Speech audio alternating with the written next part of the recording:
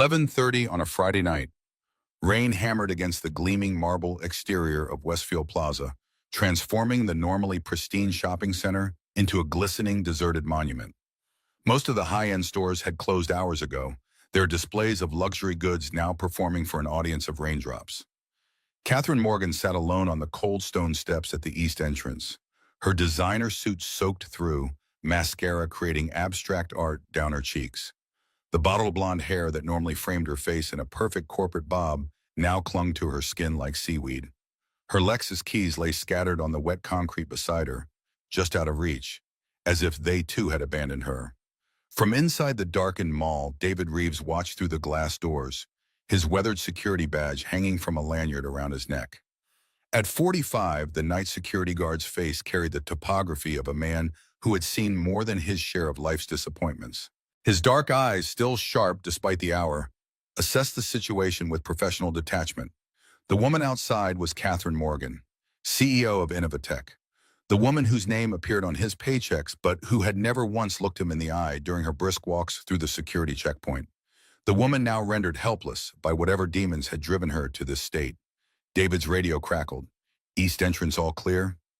He hesitated, thumb hovering over the talk button. Something about the vulnerability of the moment made him pause. In the harsh fluorescent light of the empty mall, David's reflection stared back at him. A man in a uniform too large for his frame, a ghost walking the corridors of other people's success. East entrance clear, he lied, then switched off the radio. The automatic doors hissed open as David stepped into the downpour. Rain immediately soaked through his uniform, but he barely noticed. Years of standing watch and all weather had made him immune to such discomforts. "Ms. Morgan," he said, his voice carrying over the rainfall, "I can give you a ride home." Catherine looked up, her bloodshot eyes struggling to focus. Recognition failed to register on her face. To her, he was just a uniform, not a person. The thought should have stung, but David was accustomed to invisibility. "My car," she slurred, gesturing vaguely toward the executive parking area. "I need to get home." "You're in no condition to drive," David said firmly. "I finish my shift in 15 minutes. Let me take you home." For a moment, pride battled with necessity in Catherine's eyes. Then her shoulders slumped in defeat. She nodded, a barely perceptible movement that seemed to cost her considerable effort. David extended his hand, and after a moment's hesitation, Catherine took it. Her fingers were ice cold against his calloused palm. As David helped her to her feet, Catherine's phone buzzed with an incoming call. The screen illuminated briefly with a name, unknown caller. "Your phone," David said, reaching for it. Catherine snatched it away with surprising agility for someone so intoxicated. "No," she said sharply, then softened. "It's nothing. Work never stops." The phone went dark in her hand, but not before David caught a glimpse of the notification beneath the call. "Security breach, level 1. 20 minutes later, David's ancient Honda Civic crawled through the rain-slicked streets of Oakwood's affluent Hillcrest neighborhood. The contrast between his car and the surroundings couldn't have been more stark, like a work boot in a display case of Italian leather. Catherine sat in the passenger seat, her head resting against the window, eyes closed but not sleeping. The steady rhythm of the windshield wipers had lulled her into a state of semi-consciousness. David's phone vibrated in his pocket. He pulled it out just enough to see the screen. Peterson, his former colleague. The third call tonight.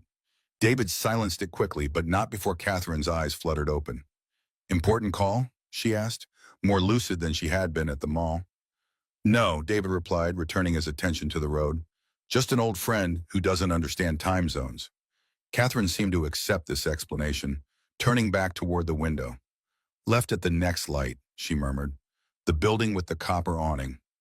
The phone buzzed again in David's pocket. This time he ignored it completely, but his jaw tightened involuntarily. Whatever Peterson wanted, it couldn't be good. Not at this hour, not after everything that had happened. As they pulled up to Catherine's building, a gleaming high-rise of glass and steel that probably cost more per square foot than David's entire apartment, she fumbled with her purse.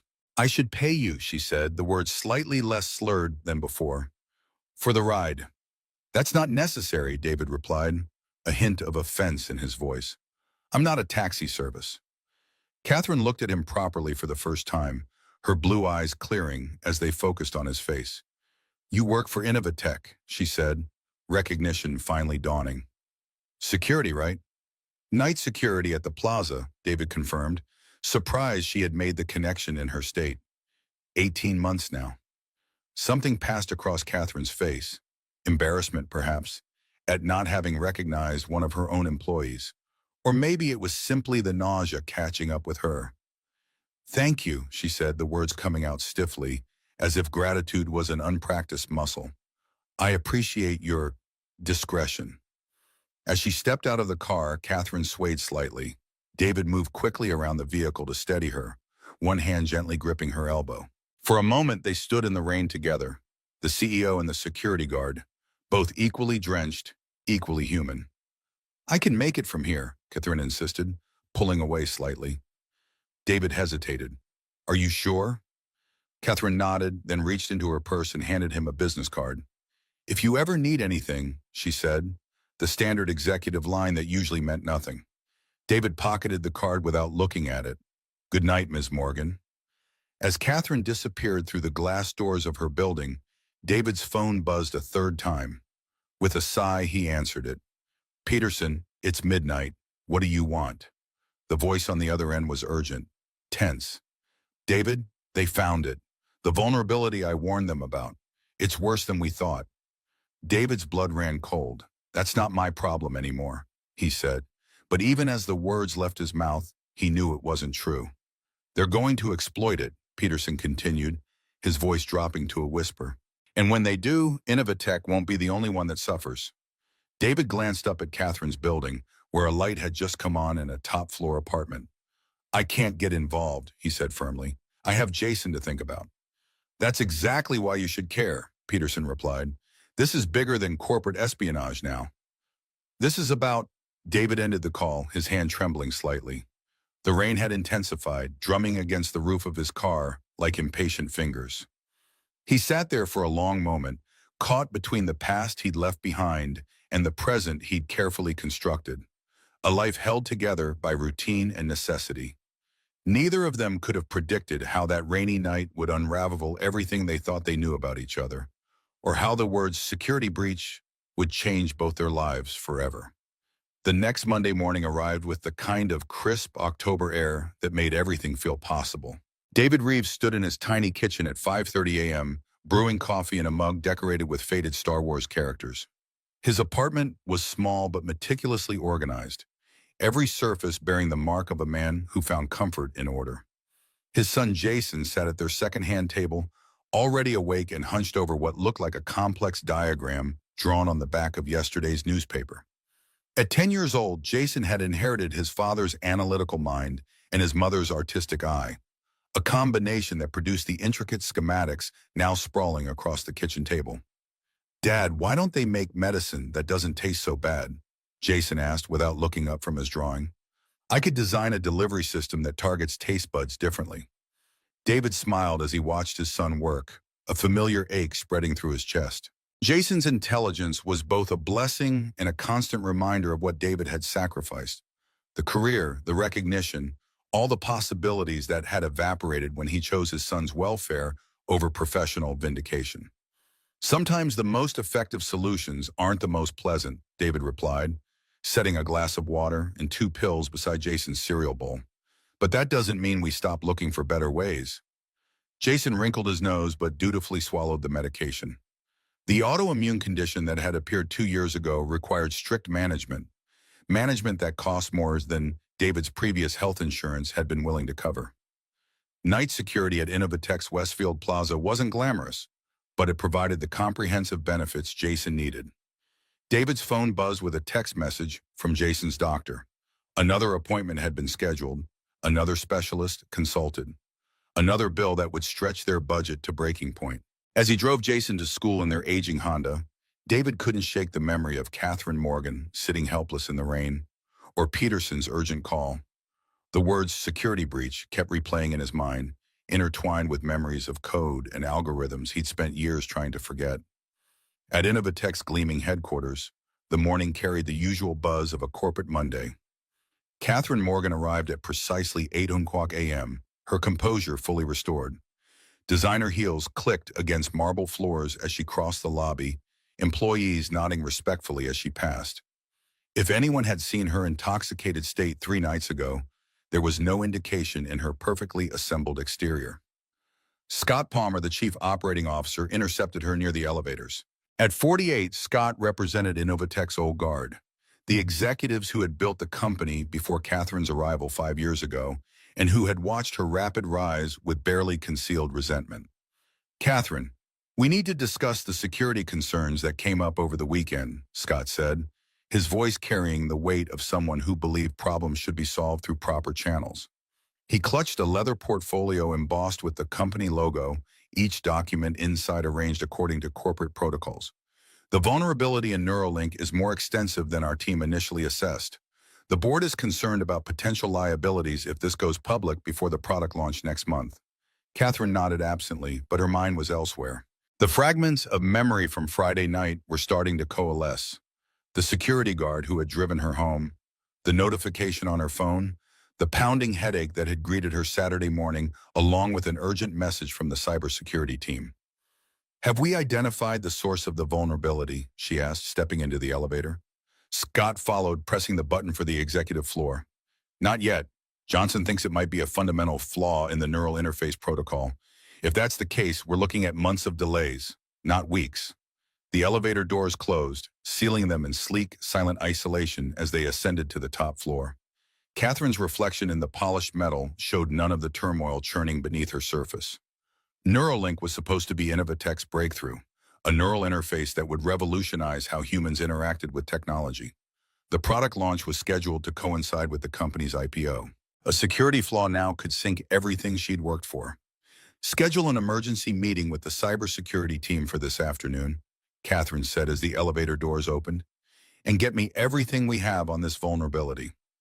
As Scott departed toward his office, Catherine's assistant met her with a coffee and a tablet displaying her schedule. "Ms. Morgan, you have the investor call at 9, strategy meeting at 11, and lunch with the board at 1. "Cancel lunch with the board," Catherine replied, taking the coffee.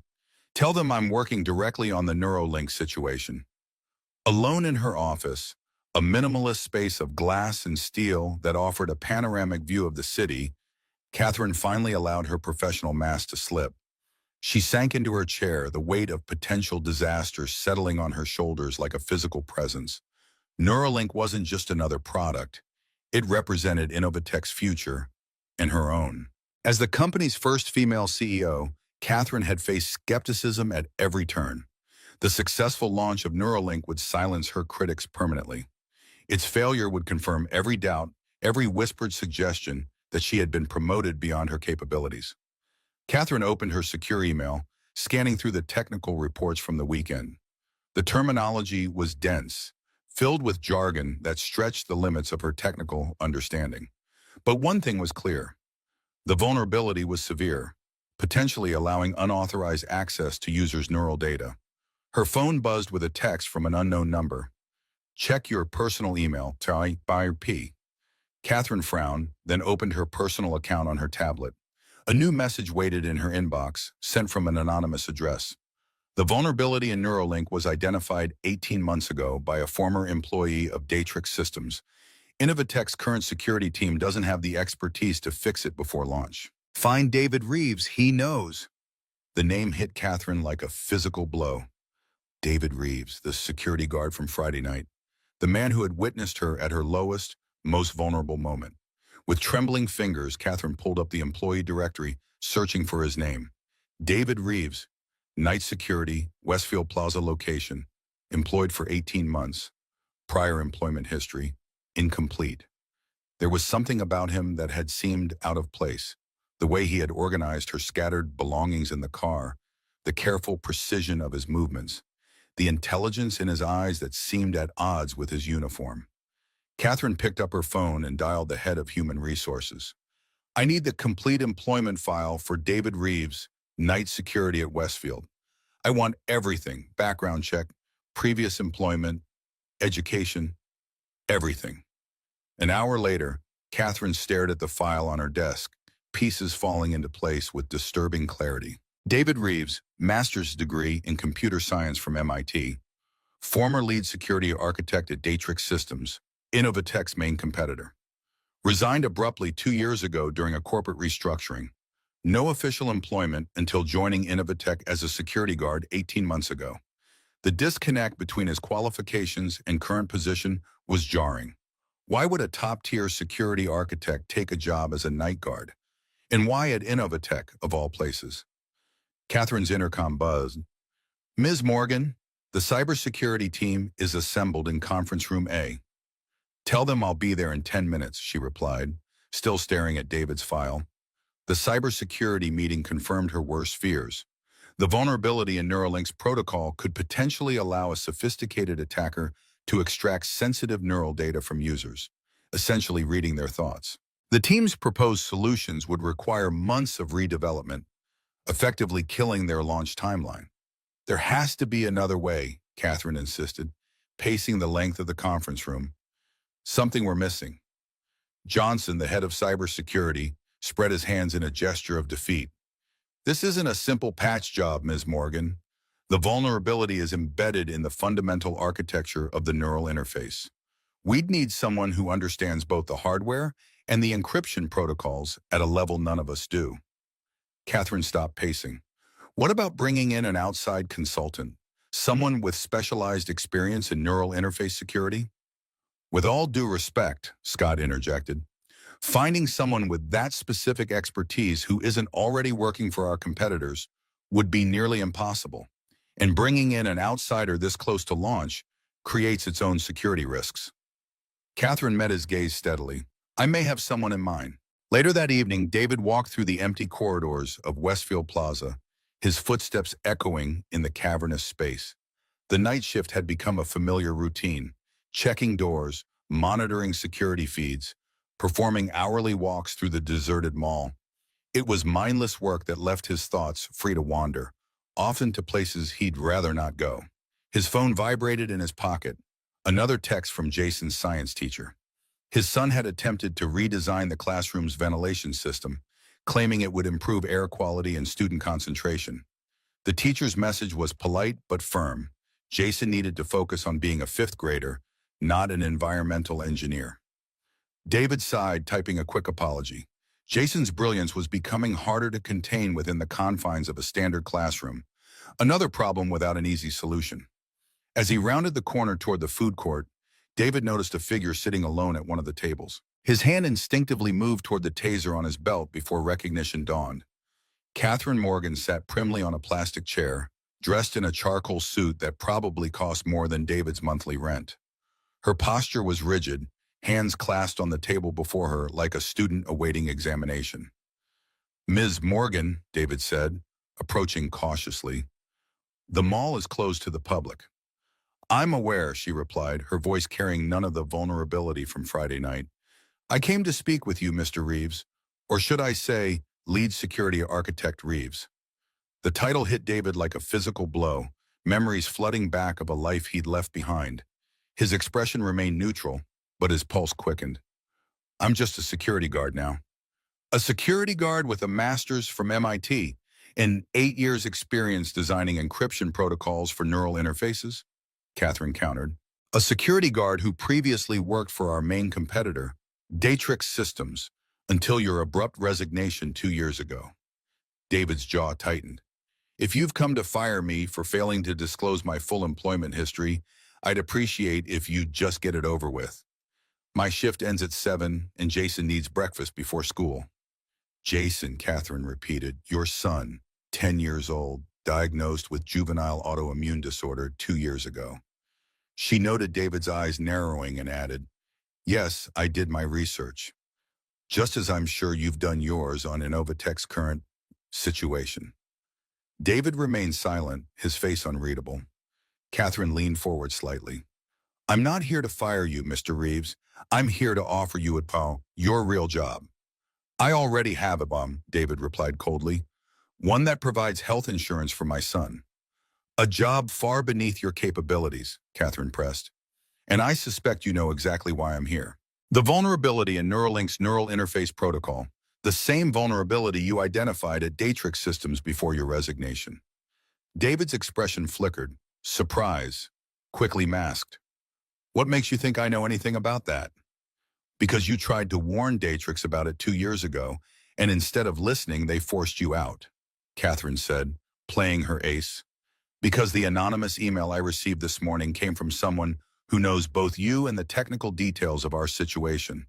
And because you've been working at Innovatech for exactly as long as we've been developing Neuralink. She placed a tablet on the table between them, displaying technical specifications. Our cybersecurity team estimates it would take months to redesign the protocol. We don't have months. The vulnerability puts our users at risk of having their neural data compromised.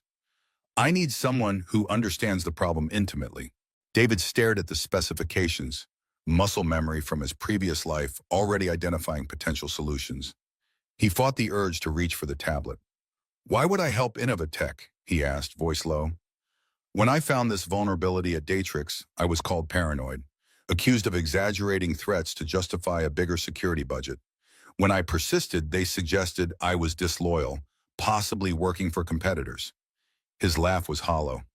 Ironic, considering where I ended up. I'm not asking you to be loyal to Innovatech, Catherine replied.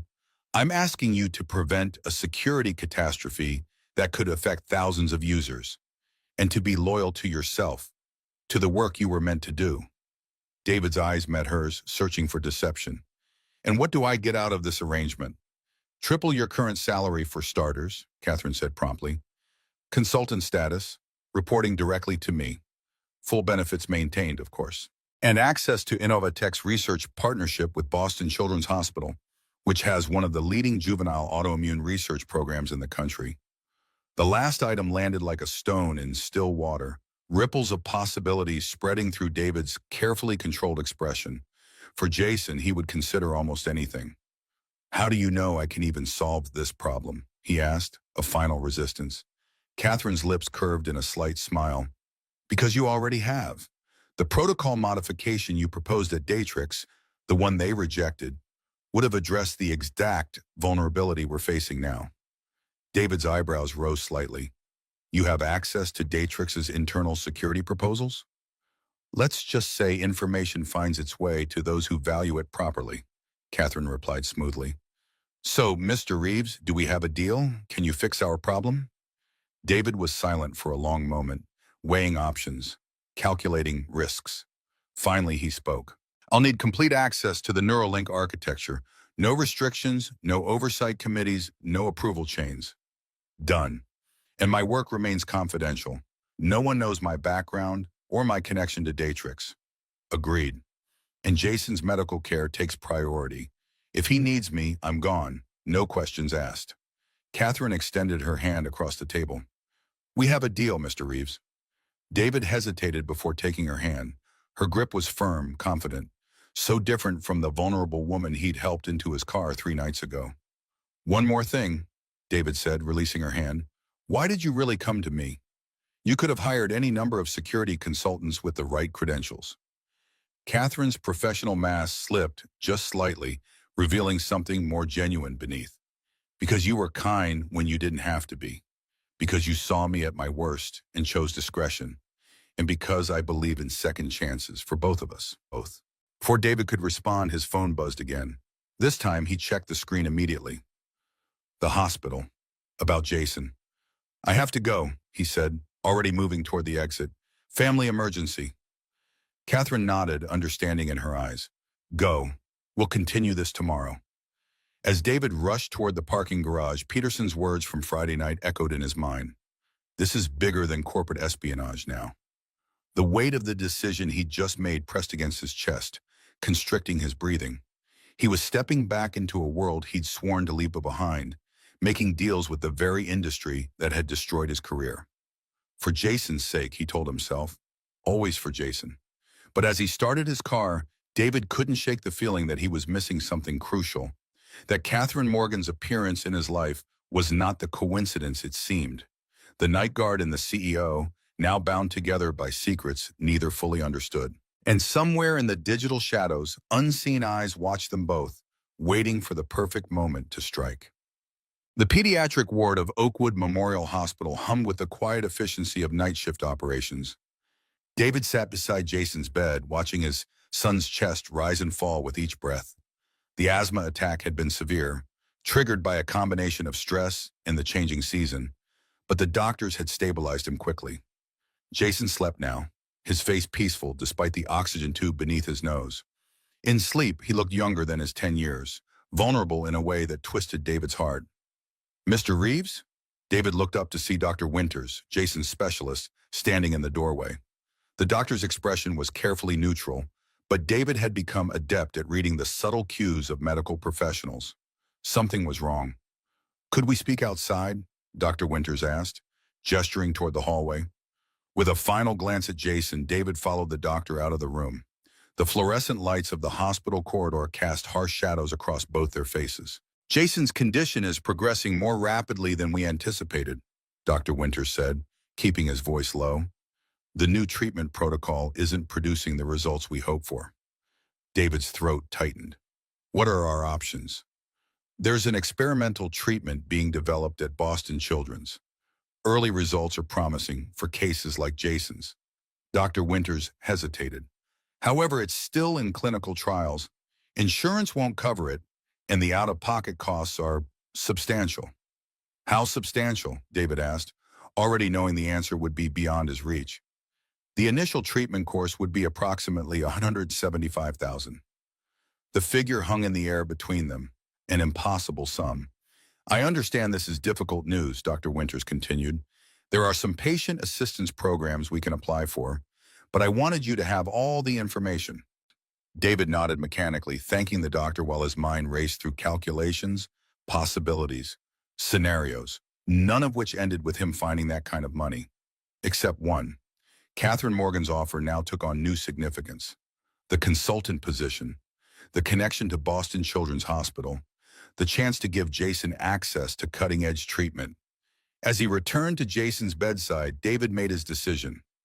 Whatever game Catherine was playing, whatever secrets lay beneath the surface of her offer, he would accept the risk. For Jason, he would do anything, even step back into the shadows of his past. Morning light filtered through the hospital blinds when David's phone vibrated with a text message from an unknown number. "Ready to begin? Access credentials await. CM." David looked at his sleeping son, then typed his reply. "I'm in, but on my terms." The response came immediately. "Of course, your office is ready." Innovatech's research facility occupied the top 3 floors of their downtown headquarters. Unlike the sleek, open design of the corporate offices below, the research division was a labyrinth of secure labs, server rooms, and specialized workspaces. The air hummed with the sound of powerful computers and cooling systems. David stood in the private office Catherine had assigned him, taking in the state-of-the-art equipment, the panoramic view of the city, and the absolute isolation from the rest of the team. A deliberate choice, he suspected, keeping the night guard turned consultant away from curious eyes. The door opened and Catherine entered, dressed in a navy suit that conveyed authority without ostentation. "How's your son?" she asked, closing the door behind her. "Stable," David replied, surprised by the genuine concern in her voice. "They're releasing him this afternoon." Catherine nodded. "I've arranged for a car service to take him home when he's ready. I assume you'll want to get started right away." David gestured to the computers. "I already have. Your security team did a decent job documenting the vulnerability, but they've missed the deeper issue." "Which is?" "The neural interface doesn't just have a vulnerability, it has a backdoor." David pulled up a complex schematic on the main monitor. Someone deliberately built in access points that bypass the security protocols. This isn't an oversight or a design flaw. It's intentional. Catherine's expression hardened. "Are you suggesting corporate espionage?" "I'm stating facts," David replied coolly.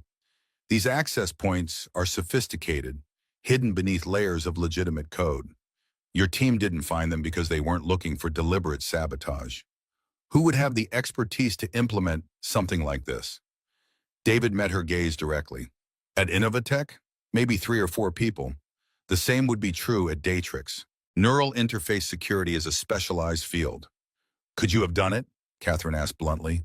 A humorless smile crossed David's face.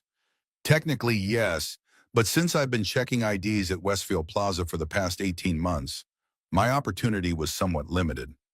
Catherine paced the length of the office, heels clicking against the polished concrete floor. How long will it take you to close these back doors? That depends on how deep they go. David turned back to the monitors. I'll need to audit the entire code base, layer by layer. Could be days, could be weeks. We don't have weeks, Catherine said, tension evident in her voice. The board is already nervous about delays. If word gets out about deliberate sabotage, investor confidence will collapse before we even go public. David's fingers flew across the keyboard, diving deeper into the code. Then we'd better hope the saboteur didn't cover their tracks too carefully. Catherine watched him work for a moment, struck by the transformation. Gone was the reserve security guard, replaced by a focused professional navigating complex systems with practiced ease. This was David Reeves in his natural element, and it was clear he was exceptional. I'll leave you to it, she said finally. Use whatever resources you need. Report directly to me, no one else. As she turned to leave, David spoke without looking away from the screen. There's something you're not telling me, Miss Morgan. Something about why you really sought me out. Catherine paused at the door, her back to him.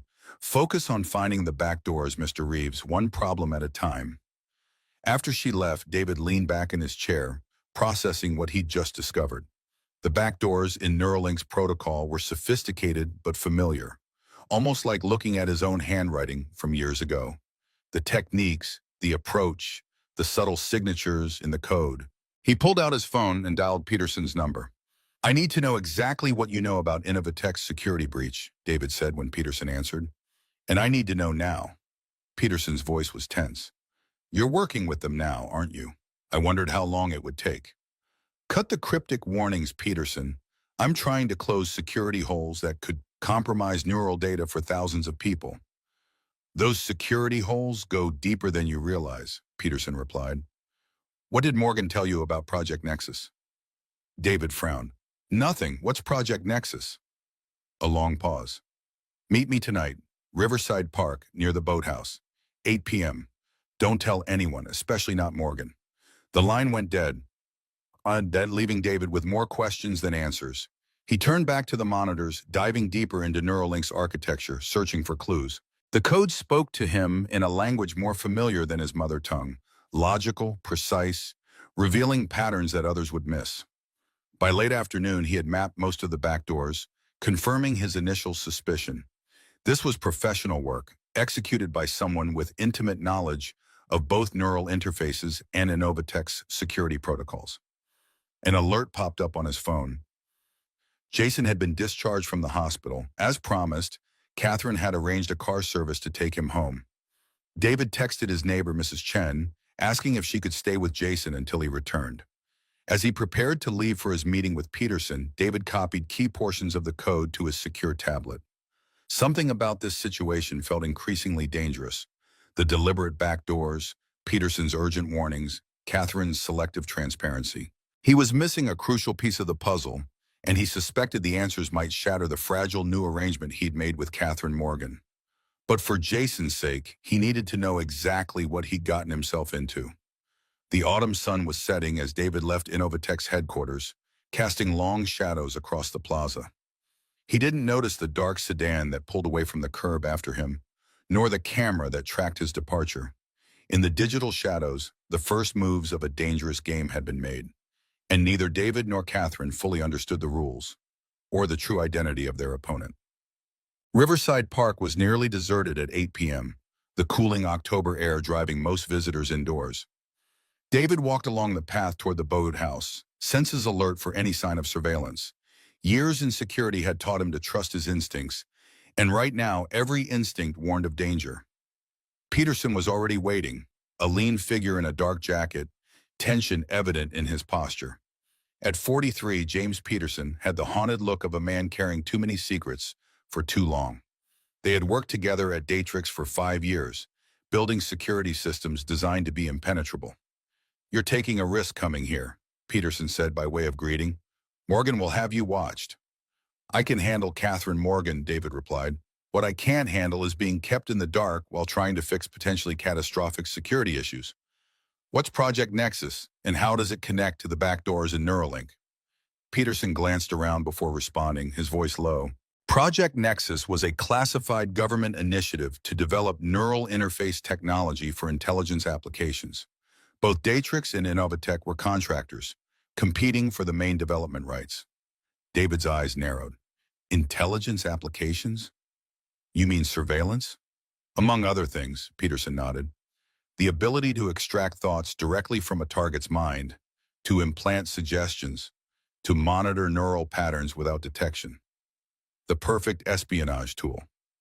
That's theoretical at best, David argued. Current neural interface technology isn't sophisticated enough for that kind of application. It wasn't, Peterson agreed, until someone made a breakthrough about 2 years ago. Someone who understood both the hardware and encryption protocols at a level nobody else did. The implication hung in the air between them. I never worked on anything like that, David said firmly. My research at Datrix was focused on security, on protecting users from exactly this kind of intrusion.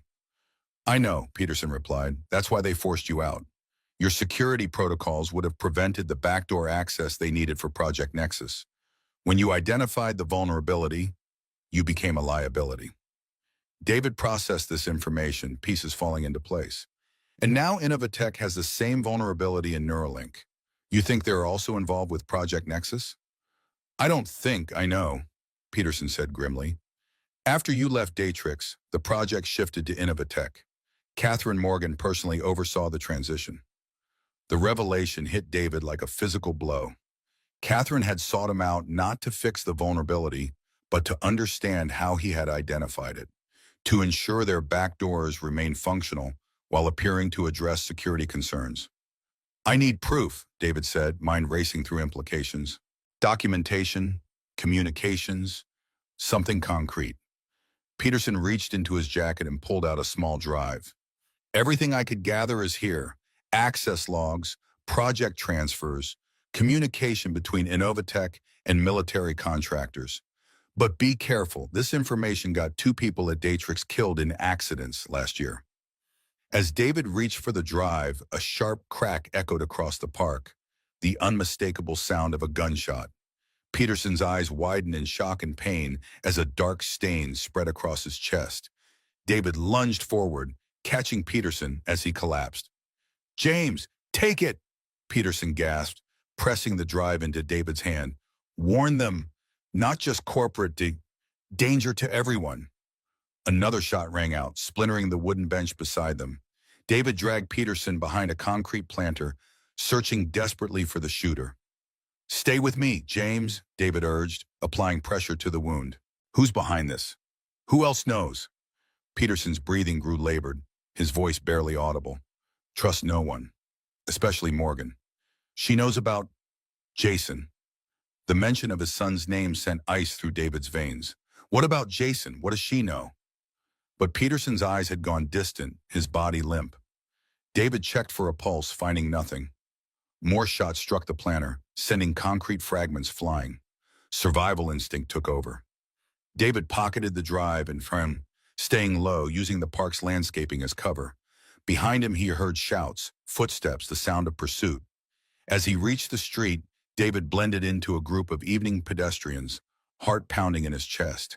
He needed to get to Jason, to ensure his son's safety.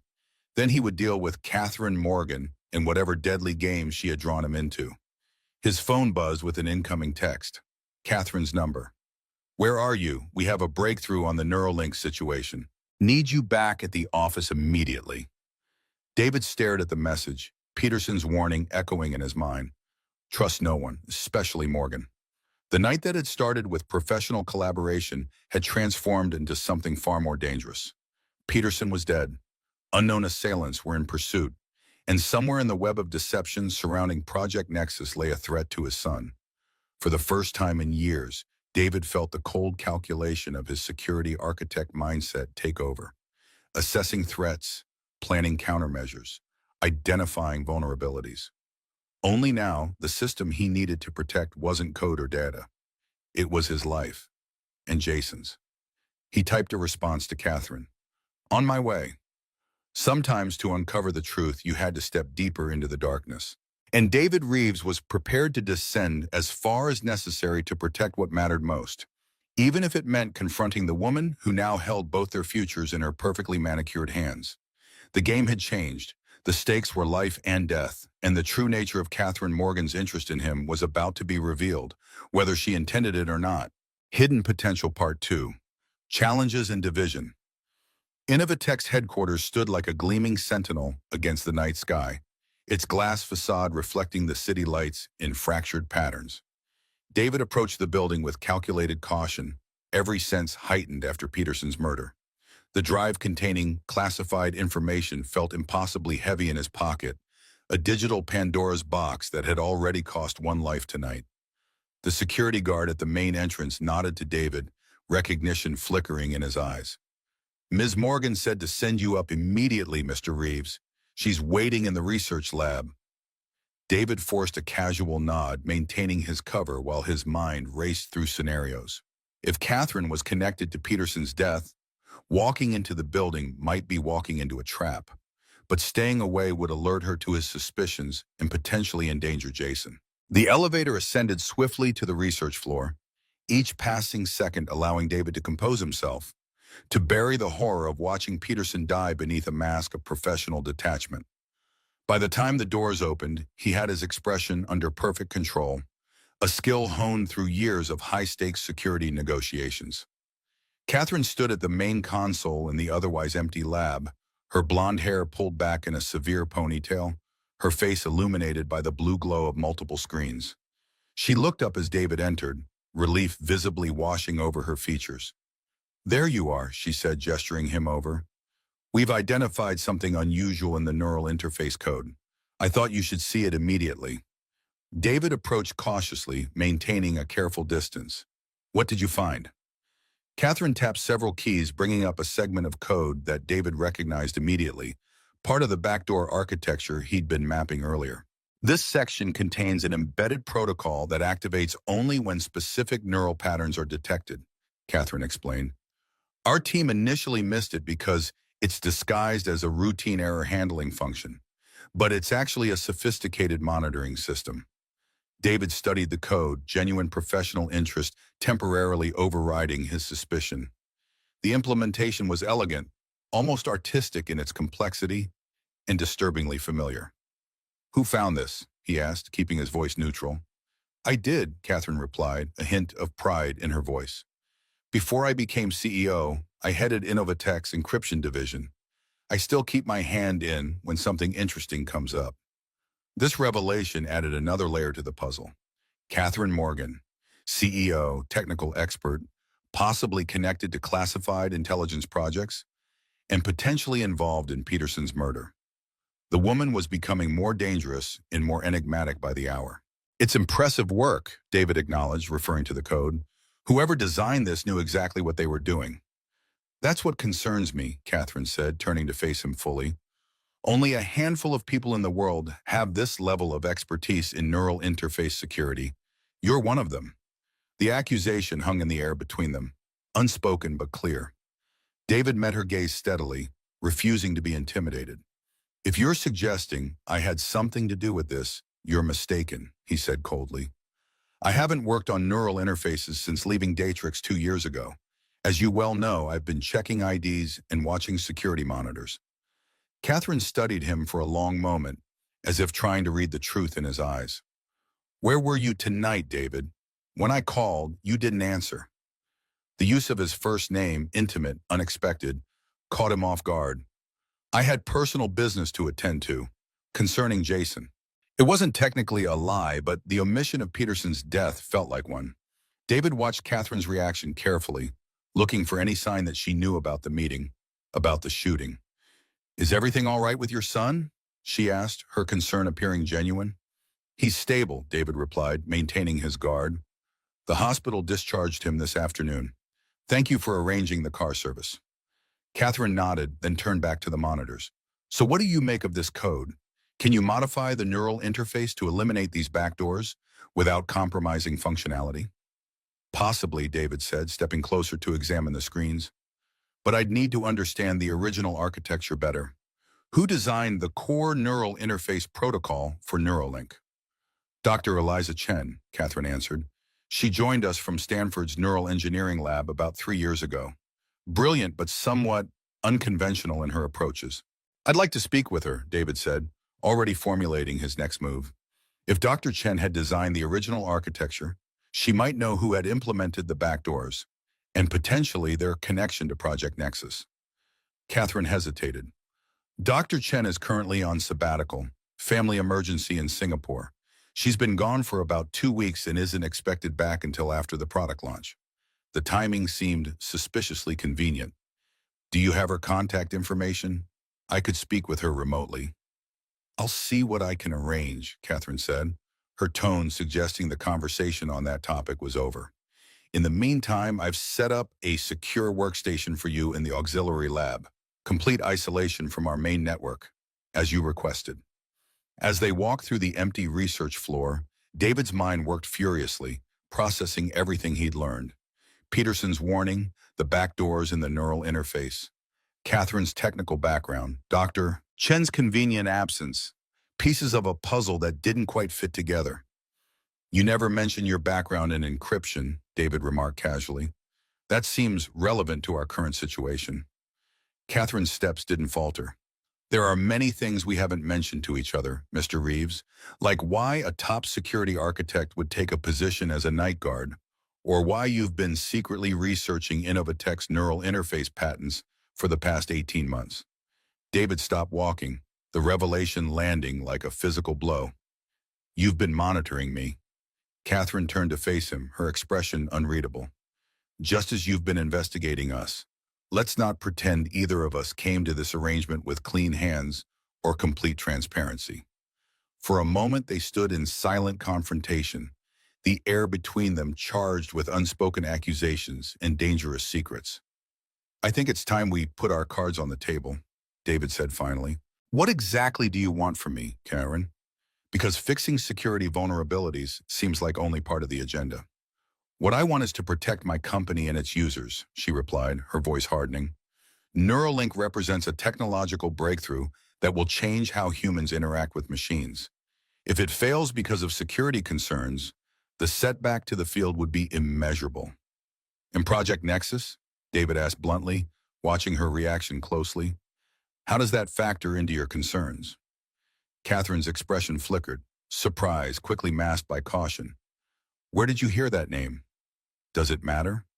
It matters a great deal, she said quietly, especially if you heard it from James Peterson.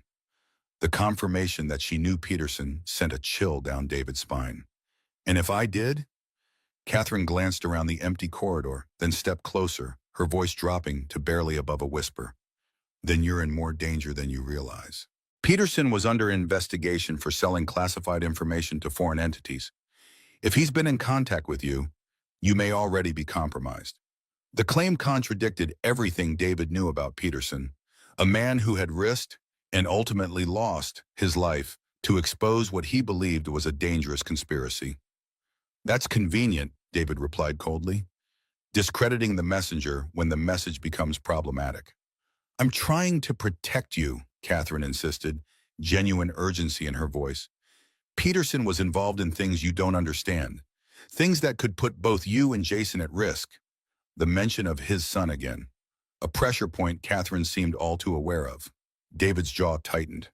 I think I understand more than you realize, he said, and I think it's time for me to go home and check on my son. Catherine reached out, her hand closing around his wrist with surprising strength. David, please. Whatever Peterson told you, whatever you think you know, it's not the complete picture. Stay, work with me on this. I promise you'll understand everything soon.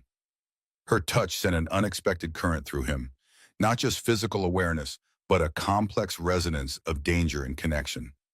David extricated his wrist from her grip, maintaining his composure with effort. I'll be back in the morning, he said firmly.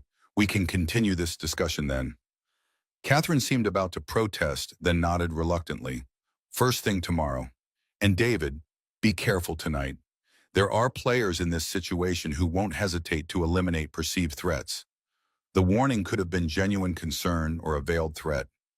In the shadowy world he'd re-entered, The line between ally and enemy had blurred beyond recognition. As David left the building, his phone vibrated with a text from Mrs. Chen. Jason asking when you'll be home. Fever returned, not emergency but concerning. His heart rate accelerated. Jason's condition often worsened under stress, and the day's events would have been stressful even for an adult. David quickened his pace, scanning the street for any sign of surveillance or threat. The drive containing Peterson's evidence felt like a burning coal in his pocket. He needed to review its contents, to understand exactly what he'd stumbled into, but not at his apartment, not anywhere that might put Jason at risk. For now, his priority was his son. The deadly game of secrets and lies would have to wait until morning. David's apartment building stood in stark contrast to Catherine's luxury high-rise, a modest structure in a working-class neighborhood where security consisted of a temperamental front door lock and hallway lights that worked most of the time. He took the stairs instead of the unreliable elevator, mind still processing the night's revelations. Mrs. Chen met him at the door to his apartment, concern etched in her kind face. Jason's fever is 101.2, she reported quietly. He took his medication an hour ago and finally fell asleep about 20 minutes ago. Thank you for staying with him, David said gratefully, handing her the payment they'd agreed upon.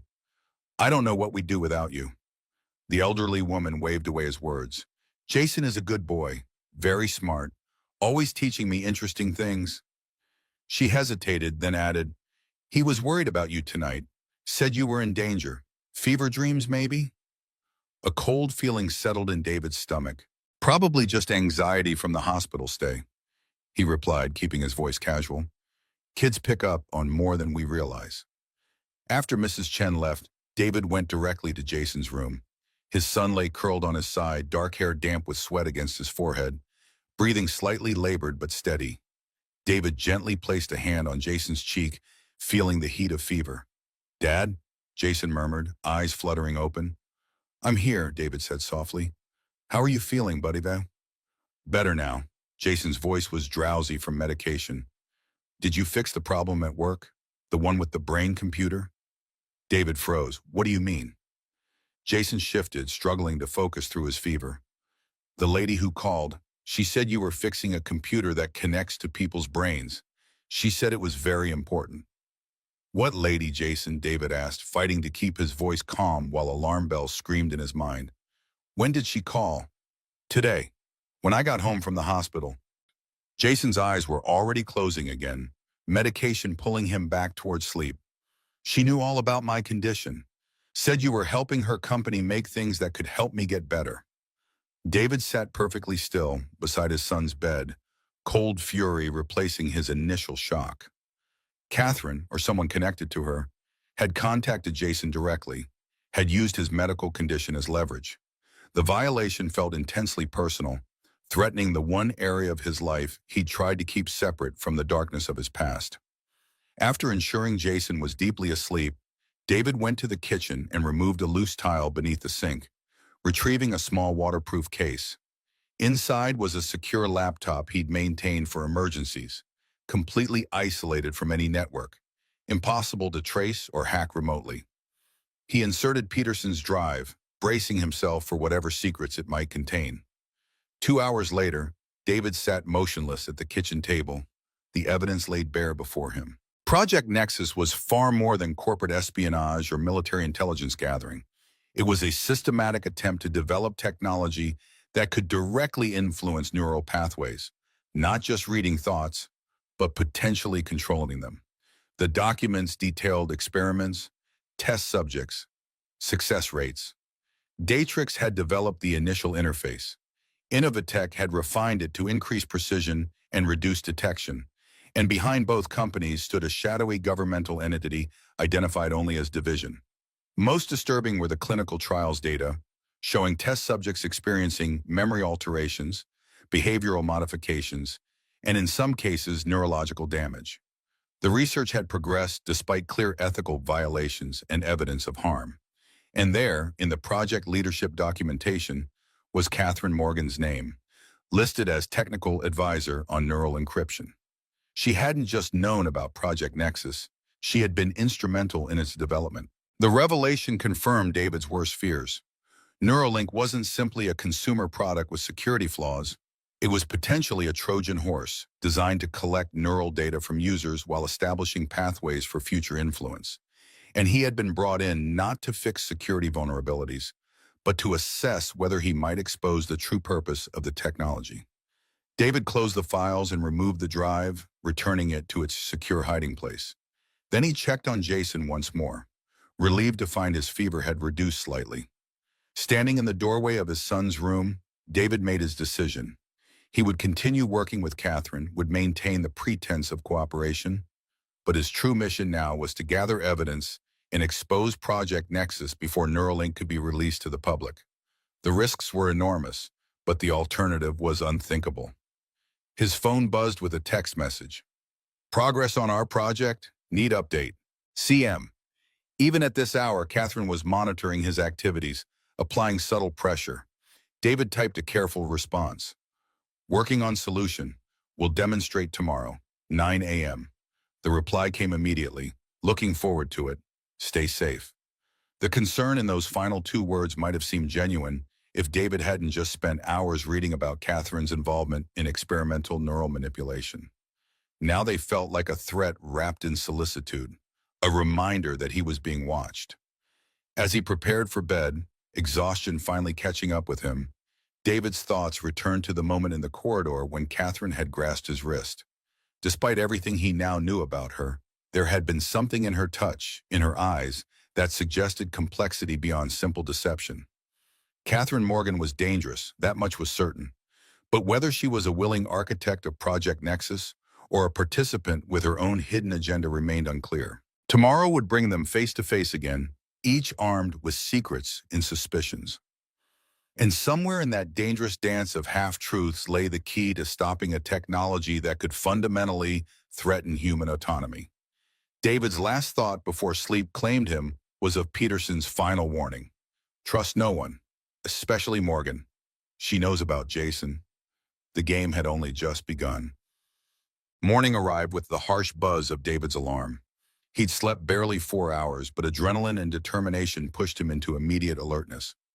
Jason's fever had broken during the night. His condition improved enough that he insisted on going to school.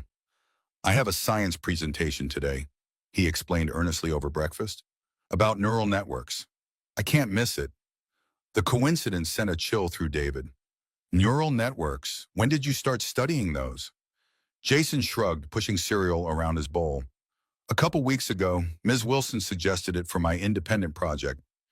Said it matched my interest. David made a mental note to investigate Jason's teacher more thoroughly. After the revelations of the previous night, coincidences felt increasingly like coordination. Dad, are you okay? Jason asked, his perceptive eyes catching David's tension.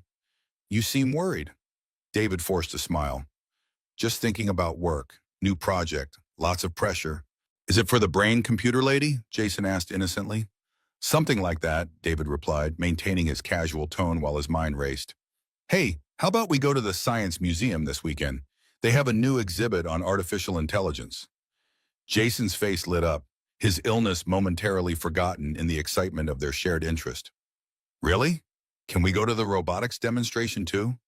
Absolutely, David promised, treasuring the moment of normalcy amid the gathering storm. It's a date.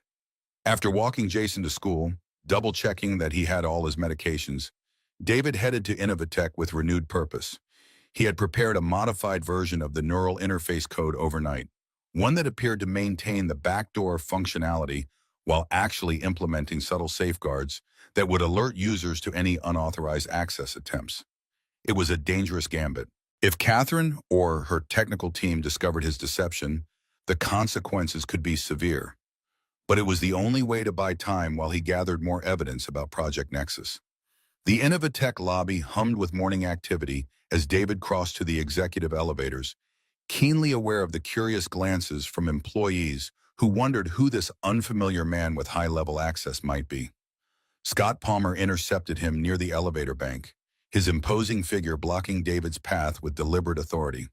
At close range, Palmer's expensive suit and carefully maintained appearance couldn't disguise the calculated assessment in his eyes. You must be the consultant Catherine brought in, Palmer said, extending his hand. Scott Palmer, Chief Operating Officer. David shook the offered hand, noting the excessive pressure Palmer applied. A primitive dominance display. David Reeves, I'm assisting with some technical aspects of the Neuralink project. Interesting, Palmer replied, maintaining his position to prevent David from reaching the elevators. Catherine hasn't shared much about your background or qualifications. Rather unusual for such a critical project. I believe Ms. Morgan values results over credentials, David said evenly. Speaking of which, I have a meeting with her in 5 minutes. Palmer's smile didn't reach his eyes. Of course, I wouldn't want to keep you, but perhaps we could schedule some time to discuss your insights on the project. I like to stay informed about all aspects of operations. The request was framed as collegial interest, but David recognized it for what it was. Surveillance, information gathering. Palmer was either suspicious of David's sudden appearance or positioning himself in the corporate power structure. I'd be happy to meet once I've completed my initial assessment, David replied diplomatically. Ms. Morgan can coordinate our schedules. Palmer nodded, stepping aside with reluctance that bordered on insubordination. I'll look forward to it. Welcome to Innovatech, Mr. Reeves. As the elevator doors closed between them, David filed the interaction away for further analysis. Palmer represented another variable in an already complex equation, possibly connected to Project Nexus, possibly just a territorial executive protecting his domain. Catherine was waiting in the secure lab, reviewing data on multiple screens with intense concentration. She wore a charcoal suit that emphasized her authority, while her hair was arranged in a more relaxed style than the previous day. Small inconsistencies that might have been meaningless or might have been calculated to put him at ease. You're late, she said without looking up. Unexpected meeting with Scott Palmer in the lobby, David replied, observing her reaction closely. Catherine's fingers paused momentarily on the keyboard. What did Scott want? To establish dominance primarily, David said, moving to his workstation, and to gather information about my role here. A hint of a smile touched Catherine's lips. Accurate assessment. Scott doesn't appreciate variables he can't control. She turned to face him fully. Like you. David met her gaze steadily. I'm not here to disrupt your corporate hierarchy, Catherine. I'm here to fix a security problem. Are you? She asked quietly. Because our conversation yesterday suggested you might have broader concerns. Project Nexus, for instance. The direct acknowledgement surprised him. David had expected continued deflection, not confrontation. He decided to match her directness. Project Nexus represents a fundamental ethical breach in neural interface technology, he said, watching her carefully. Using Neuralink as a delivery system for neural monitoring and potential influence without user consent isn't just illegal, it's unconscionable. Catherine's expression remained perfectly composed, but David detected a slight increase in her breathing rate, a tightening around her eyes. That's a serious accusation, David. One that could be dangerous to make without substantial evidence. Like the evidence James Peterson gathered before he was murdered last night? The words hung in the air between them, a direct challenge that couldn't be withdrawn or ignored. David had just revealed his knowledge of Peterson's death, and potentially his possession of the incriminating drive. Catherine's reaction would tell him everything he needed to know about her involvement. For several seconds, she remained completely still, her expression unreadable. Then, unexpectedly, relief seemed to wash over her features. Thank God, she whispered, the corporate mask slipping to reveal something raw beneath. You know, before David could process this response, Catherine moved to the door and engaged an additional security lock, then returned to her workstation and activated what appeared to be a signal jammer. We don't have much time, she said urgently, her voice lower now. If Peterson contacted you, then you're already on their radar. The same people who killed him will target you next. David maintained his guard, suspicious of this apparent revelation. And who exactly are they, Catherine? Because Peterson's evidence points directly to Innovatech, and to you personally. Catherine closed her eyes briefly, tension visible in every line of her body. I know how it looks. I can't deny my involvement in the early stages of Project Nexus. But the project that exists now is not what I signed up for. Explain, David demanded, unwilling to accept vague assurances. Project Nexus began as a defensive technology, Catherine said, her words coming faster now. A way to protect against emerging neural hacking threats. I developed encryption protocols designed to secure neural interfaces against unauthorized access. That was 3 years ago. She moved to a secure terminal, typing rapidly. 6 months into development, the military applications became apparent. Division, the government entity funding the research, shifted focus from protection to exploitation. I objected and was gradually moved to a peripheral role. Yet you still appear in the project leadership documentation, David pointed out, as recently as 6 months ago. Because I never formally withdrew, Catherine acknowledged. I needed to maintain access to monitor what they were doing with my work. When they transferred the project from Datrix to Innovatech, I engineered my promotion to CEO specifically to gain oversight. David remained skeptical. That's a convenient narrative, one that positions you as an unwilling participant rather than a key architect. I understand your suspicion, Catherine said, her composure returning. In your position, I'd feel the same. But consider this. If I were fully aligned with Project Nexus, why would I bring you in? Your history of identifying and exposing the exact vulnerabilities they're exploiting makes you their worst nightmare. The question was logical, forcing David to reconsider his assumptions. Perhaps to assess how much I know, to neutralize a potential threat. Or perhaps because I need someone with your expertise to help me stop them, Catherine countered. Someone who has demonstrated both the technical skills and the ethical framework to recognize why this technology can't be allowed to proceed. She pulled up a secure file on her terminal. This is the current iteration of Project Nexus, developed without my input or approval. The neural influence capabilities go far beyond what I believe possible. They're not just monitoring thoughts. They're testing methods to implant them. David examined the technical specifications with growing horror. The back doors he'd identified in Neuralink were more sophisticated than he'd initially recognized, designed not just for data extraction, but for bidirectional neural communication. If this technology deploys with Neuralink, it creates the infrastructure for unprecedented privacy violations, Catherine continued, and potentially for mass manipulation. That's why I sought you out, David, not because you drove me home one night, but because your work at Datrix demonstrated that you understood these risks before anyone else. The scenario she presented was plausible, perhaps even likely, but years in security had taught David to verify, never to trust based on words alone. If what you're saying is true, he said carefully, then you're taking an enormous risk by confiding in me. Why now? Why not when we first met? Catherine's expression hardened. Because I needed to be certain of your position. Peterson's death confirms that Division is eliminating anyone who threatens to expose Project Nexus. By telling you the truth, I'm potentially signing my own death warrant. Or setting me up, David countered, creating a paper trail that frames me as the conspirator if things go wrong. A flash of frustration crossed Catherine's face. What would it take to convince you, David? What proof would you accept? David considered the question seriously.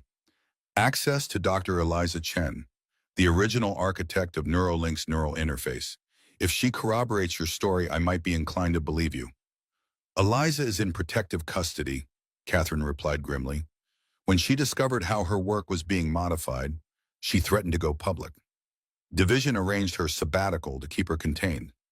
You said she was in Singapore, family emergency. That's the official story, Catherine acknowledged. The reality is that she's being held at a Division facility outside Portland, officially for psychiatric evaluation following a stress-related breakdown. David processed this information, reevaluating the puzzle with each new piece. If you're truly working against Project Nexus, why not go public? Take the evidence to the press or regulatory authorities. Because Division has infiltrated both, Catherine said, frustration evident in her voice. And because going public without a solution would only delay the project, not end it. We need to do more than expose Nexus. We need to render the entire approach technologically unfeasible. She stepped closer, intensity radiating from her. That's why I need you, David. Together, we can develop security protocols that make neural manipulation impossible, regardless of what Division wants. We can build safeguards directly into the architecture that can't be removed without destroying functionality. The technical challenge she described was exactly the work David had been passionate about at Datrix, creating unbreakable protection for neural data. The opportunity to resume that research, to potentially prevent unprecedented privacy violations, was powerfully tempting. But trust remained the insurmountable barrier. "I need time to verify your claims," David said finally, "and I need assurance that Jason remains completely outside of this situation." Catherine nodded solemnly. "I understand, but we don't have much time. Neuralink is scheduled for release in 3 weeks. And now that Peterson has been eliminated, Division will be watching for any other potential leaks." "What about Scott Palmer?" David asked. "Where does he fit in this scenario?" A shadow crossed Catherine's face. "Scott is Division's primary contact at Innovatech. He oversees Project Nexus implementation and reports directly to their leadership. He's dangerous, David. If he suspects you know anything about the project, he won't hesitate to take action." The warning aligned with David's initial impression of Palmer. Still, he maintained his skepticism. "I'll continue working on the security modifications as agreed, but I'll need access to the full Neuralink architecture, not just the sections you've shown me." "Granted," Catherine said immediately, "but be careful what you access and when. Division monitors all system interactions. If you start digging too obviously into restricted areas, they'll notice." Their conversation was interrupted by Catherine's phone vibrating on the desk. She glanced at the screen, her expression darkening. "Scott has called an emergency executive meeting about Neuralink's security status," she reported. "He specifically requested your attendance." "That seems premature," David observed. "I've barely begun my assessment." "It's not about your assessment," Catherine said grimly. "It's about establishing control. Scott wants to evaluate you personally to determine whether you're a threat to Project Nexus." David felt the noose tightening. "And if he decides I am?" Catherine's eyes met his, genuine concern evident in their depths. "Then we've both just run out of time." The Innovatech boardroom projected power and success through every design element, from the massive table of polished mahogany to the floor-to-ceiling windows offering panoramic views of the city. David entered alongside Catherine, acutely aware of the calculating gazes that tracked their arrival. Scott Palmer sat at the head of the table, a position that should have belonged to Catherine as CEO. The power play was obvious, establishing hierarchy before the meeting even began. Around him sat 5 other executives, each projecting the same blend of corporate confidence and thinly veiled ambition. "Catherine, Mr. Reeves, thank you for joining us," Palmer said, gesturing to the 2 empty seats. "Deliberately separated," David noted. "We thought it important to get a status update on the Neuralink security situation, given the proximity to launch." Catherine took her seat with practiced grace, betraying none of the tension David had witnessed in the lab. "Of course, Scott. Though, as I mentioned, Mr. Reeves has only just begun his assessment. Even preliminary insights would be valuable," Palmer replied smoothly, turning his attention to David. "Perhaps Mr. Reeves could share his initial findings." David recognized the trap immediately. Without knowing exactly what Palmer knew about Project Nexus, any statement he made could reveal his own knowledge or lack thereof. The safest approach was technical competence without specific revelations. "My preliminary review indicates several areas of concern," David began, keeping his tone professionally neutral. "The neural interface contains potential access vulnerabilities that could compromise user data. I'm currently mapping these vulnerabilities to determine their scope and potential solutions." "Interesting," Palmer said, leaning forward slightly. "And what specific access points have you identified as problematic?"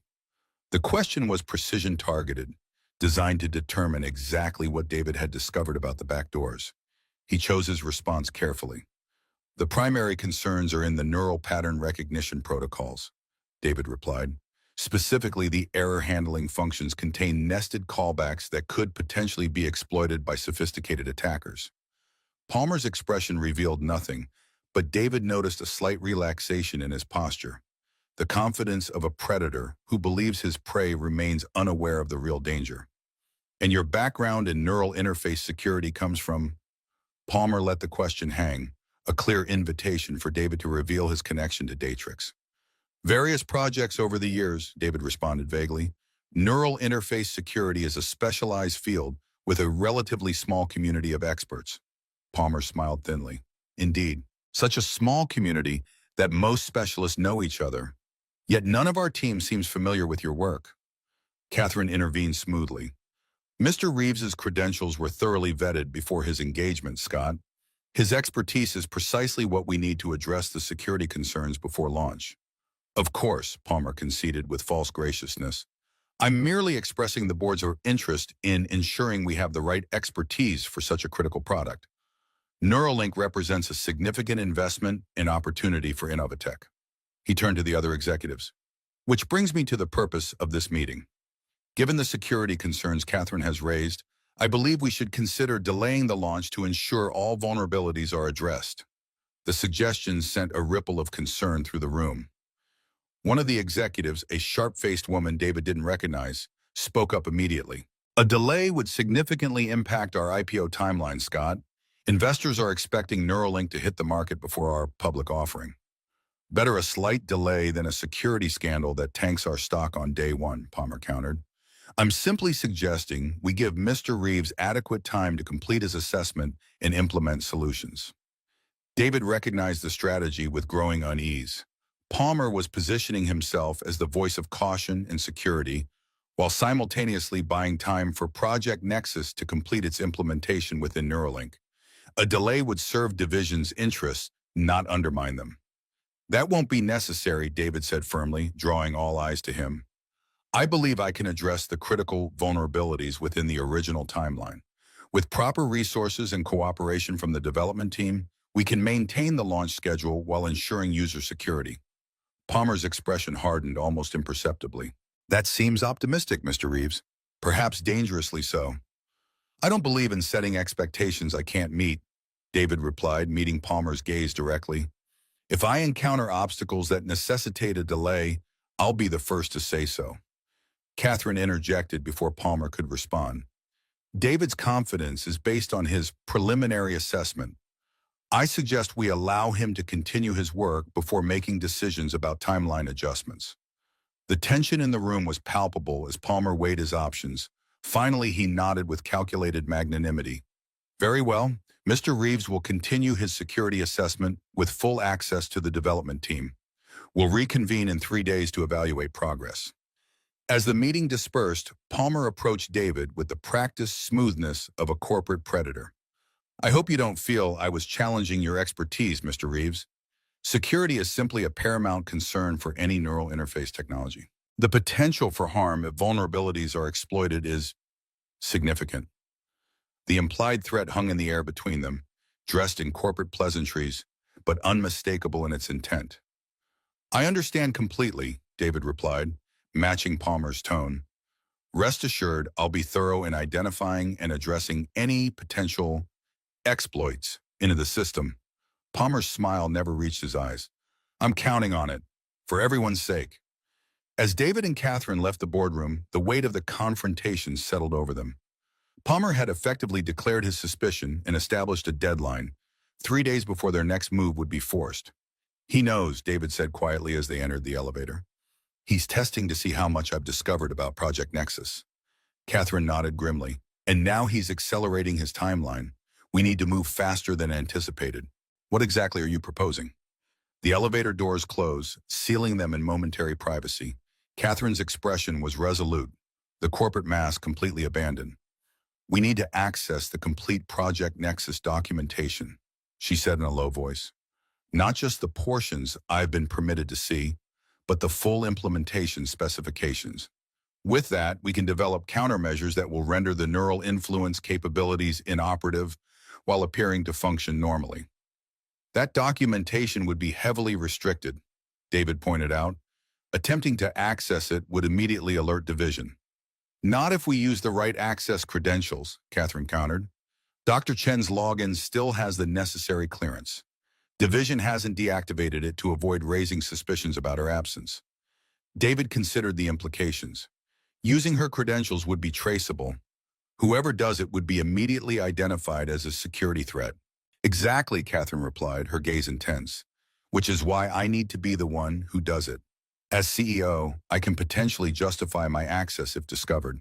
You, on the other hand, need to remain above suspicion to continue your work on the countermeasures. The elevator reached the research floor, but neither moved to exit. They stood in suspended animation, the moment of decision hanging between them. Why would you take that risk? David asked, still searching for the deception, the hidden angle. If you're caught accessing classified Nexus files, Division won't hesitate to eliminate you, just like Peterson. Catherine's expression softened slightly, vulnerability showing through her carefully constructed armor. Because some things are worth risking everything for. The technology we're developing could fundamentally change human autonomy. If I help create this monster, even unwittingly, then I have a responsibility to stop it. For the first time since meeting Catherine Morgan, David felt the possibility that she might be exactly what she claimed. Not a willing architect of Project Nexus, but a reluctant participant trying to undo a dangerous creation.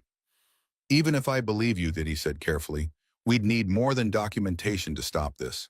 We'd need proof of Division's intentions, evidence of their unauthorized neural influence testing, something concrete enough to force regulatory intervention. That evidence exists, Catherine replied, in the same secured servers that contain the complete Nexus specifications. Peterson found fragments, which is why they killed him. But together with your security expertise and my access, we could extract the full documentation. The elevator doors opened, but still they remained, caught in the gravity of the decision before them. Working with Catherine meant trusting her, at least partially, with his safety and potentially Jason's. The risk was enormous. But the alternative, allowing Project Nexus to deploy unimpeded, was unthinkable. When would we make this attempt? David asked, his decision implicit in the question. Tonight, Catherine said without hesitation. After regular hours, when most of the security monitoring is automated rather than human, we'll need to move quickly before Palmer realizes what we're planning. As they finally exited the elevator, David's phone vibrated with an incoming call. The school's number flashed on the screen, sending a jolt of adrenaline through his system.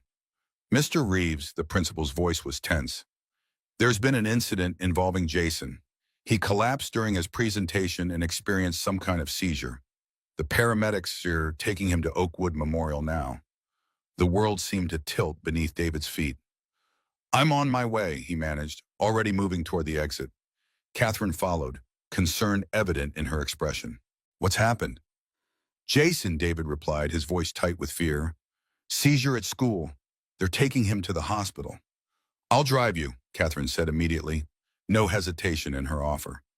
My car is in the executive garage. We can be there in 15 minutes.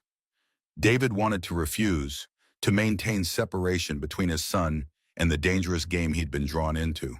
But urgency overrode caution. Let's go. As they rushed toward the parking garage, neither noticed Scott Palmer watching from the executive floor above, his phone pressed to his ear. Subject is responding as anticipated, Palmer said quietly. Proceeding to Phase 2. In the shadowy war of Project Nexus, a new battlefield had just opened, and Jason Reeves had become its first casualty.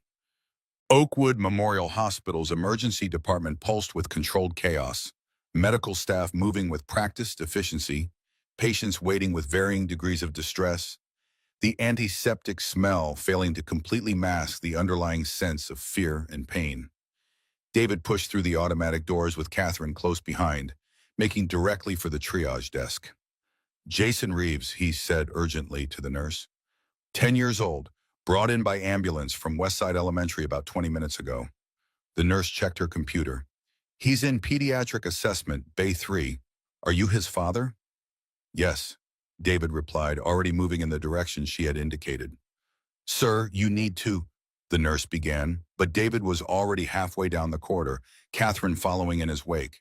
Bay 3 contained a cluster of medical personnel surrounding a small figure on a gurney. David could see Jason's face, pale and frightened, as a doctor shined a light into his eyes. Dad! Jason called out when he spotted David, relief washing over his features. David was at his side instantly, taking his son's hand. I'm here, buddy. What happened? The attending physician, a middle-aged woman with kind eyes and an air of competent authority, addressed David directly. Mr. Reeves, I'm Dr. Patel. Jason experienced what appears to be a complex partial seizure during class. He's stable now, but will need to run some tests to determine the cause. He has juvenile autoimmune disorder. David explained quickly. He's under Dr. Winter's care. Could this be related? Possibly, Dr. Patel acknowledged, though seizures aren't a common manifestation of JAD. Has Jason experienced anything like this before? Never, David replied, studying his son's face carefully. Jason, can you tell me what happened? Jason's voice was small but clear.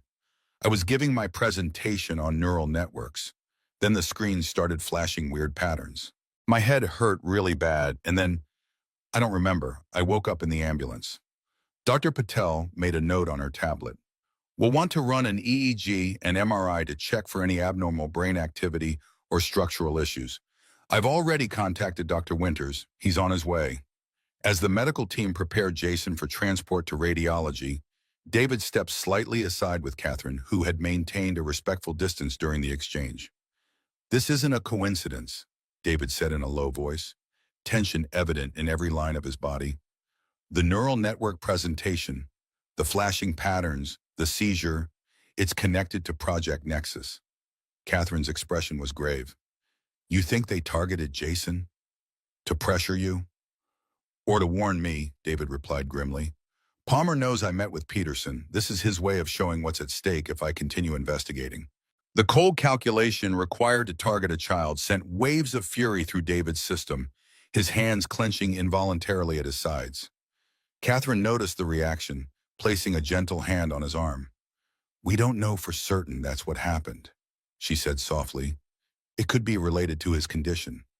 You don't believe that any more than I do, David countered, though he didn't pull away from her touch. The timing is too perfect. Palmer mentions concern for security in the meeting, and an hour later my son experiences a seizure while presenting on neural networks. That's not coincidence, Catherine, that's coordination. Before she could respond, Dr. Winters arrived, his familiar presence bringing a small measure of relief to the situation. The specialist greeted David warmly before turning his attention to Jason's chart. Complex partial seizure, Dr. Winters mused, reviewing the notes. Unusual for JAD, but not impossible given the inflammatory pathways involved. I'd like to check his medication levels and run a more comprehensive autoimmune panel, along with the neurological workup. As Dr. Winters examined Jason, David noticed the boy's gaze fixed on Catherine with curious intensity. You're the brain-computer lady, Jason said suddenly, causing both David and Dr. Winters to look at him in surprise. Catherine stepped forward, her expression carefully neutral. I work with your dad, yes. No, Jason insisted, more animated now. You're the one who called. You said Dad was helping fix the brain computer. You knew about my condition. David's blood ran cold at this confirmation of what Jason had mentioned the previous night. Someone impersonating Catherine had contacted his son directly. Jason, I never called you, Catherine said gently, concern evident in her voice. When did this happen? Yesterday, after I got home from the hospital. Jason's brow furrowed in confusion. It wasn't you? But she sounded just like you. She knew all about the neural interface. Dr. Winters looked between them with growing concern. I think Jason needs rest right now. We can discuss this after his tests. As the medical team prepared to move Jason to radiology, David leaned close to his son. I'll be right here waiting for you, okay? Everything's going to be fine. Jason nodded bravely, though fear lingered in his eyes. Dad, be careful of the patterns. They do something to your brain. The warning sent a chill through David as they wheeled Jason away. He turned to Catherine, all pretense of doubt now abandoned. Someone impersonated you to contact my son, he said, his voice low and dangerous. Someone with knowledge of neural interfaces and my connection to you. Division is sending a very clear message. Catherine's expression had hardened into resolve. Then we need to send one back. Tonight's plan has just become more urgent. I can't leave Jason, David objected. Not after this. I understand, Catherine said, but consider this. The best protection for Jason now isn't just staying by his bedside, it's eliminating the threat entirely. We need that evidence, David. Without it, Division will continue operating with impunity. The logic was sound, but the emotional pull of remaining with his son created an impossible tension. David ran a hand through his hair, the weight of the decision pressing down on him. The tests will take at least 3 hours. Catherine continued gently. Dr. Winters is with him. This might be our only window of opportunity before Palmer increases security protocols. Before David could respond, his phone vibrated with a text message from an unknown number. Neural stimulation can be precisely targeted. Today was a demonstration only. Cooperation ensures no escalation. Division. The threat, so clinical in its delivery, ignited a cold fury in David's chest. They had targeted his son, used untested neural technology on a child to force his compliance. He showed the message to Catherine, whose face paled visibly. "My God," she whispered, "they're admitting to attacking Jason. This goes beyond unethical research. It's criminal assault. And they're confident enough to put it in writing," David noted grimly, "which means they believe they're untouchable." He stared at the message for a long moment, calculations and scenarios running through his mind with the precision that had once made him a top security architect. When he looked up, his decision was made. 3 hours, he said to Catherine, his voice steely with determination. "We get the evidence, then I'm back here with Jason, and once he's stable, we take Division down. Not just their project, but the people responsible for targeting my son." Catherine nodded, relief and resolve mingling in her expression. "I'll call my driver. We'll need to move quickly." As they prepared to leave, Dr. Winters approached with an update. "We're taking Jason for his tests now. The initial blood work shows some unusual markers that might explain the seizure, possibly a reaction to his medication. We should have more definitive answers in a few hours." "I need to step out briefly," David said, the lie bitter on his tongue. "Personal matter related to Jason's care. I'll be back before his tests are complete." Dr. Winters nodded understandingly. "He's in good hands, David. We'll take excellent care of him." As they walked toward the exit, Catherine spoke quietly. "Division will be monitoring the hospital. We need to be careful about being seen leaving together." David's jaw tightened. "Let them see. I want them to know I'm coming for them." The cold determination in his voice might have frightened Catherine if she hadn't felt the same righteous anger burning in her own chest. Together, they stepped into the afternoon sunlight, united by a common enemy and a shared resolution. The time for caution and half measures had passed. Division had made this personal, and they were about to discover the terrible mistake of targeting the son of a man with nothing left to lose. Catherine's sleek Tesla sliced through afternoon traffic with silent efficiency, its tinted windows concealing the grim-faced occupants from curious eyes. David sat in the passenger seat reviewing the hospital's security footage on his tablet, footage he had accessed remotely using skills from his previous life. "There," he said, pointing to a frame showing a woman entering Jason's school approximately 30 minutes before his seizure. "Facial recognition is inconclusive, but the height and build match Division's known field operative, Alexandra Harris."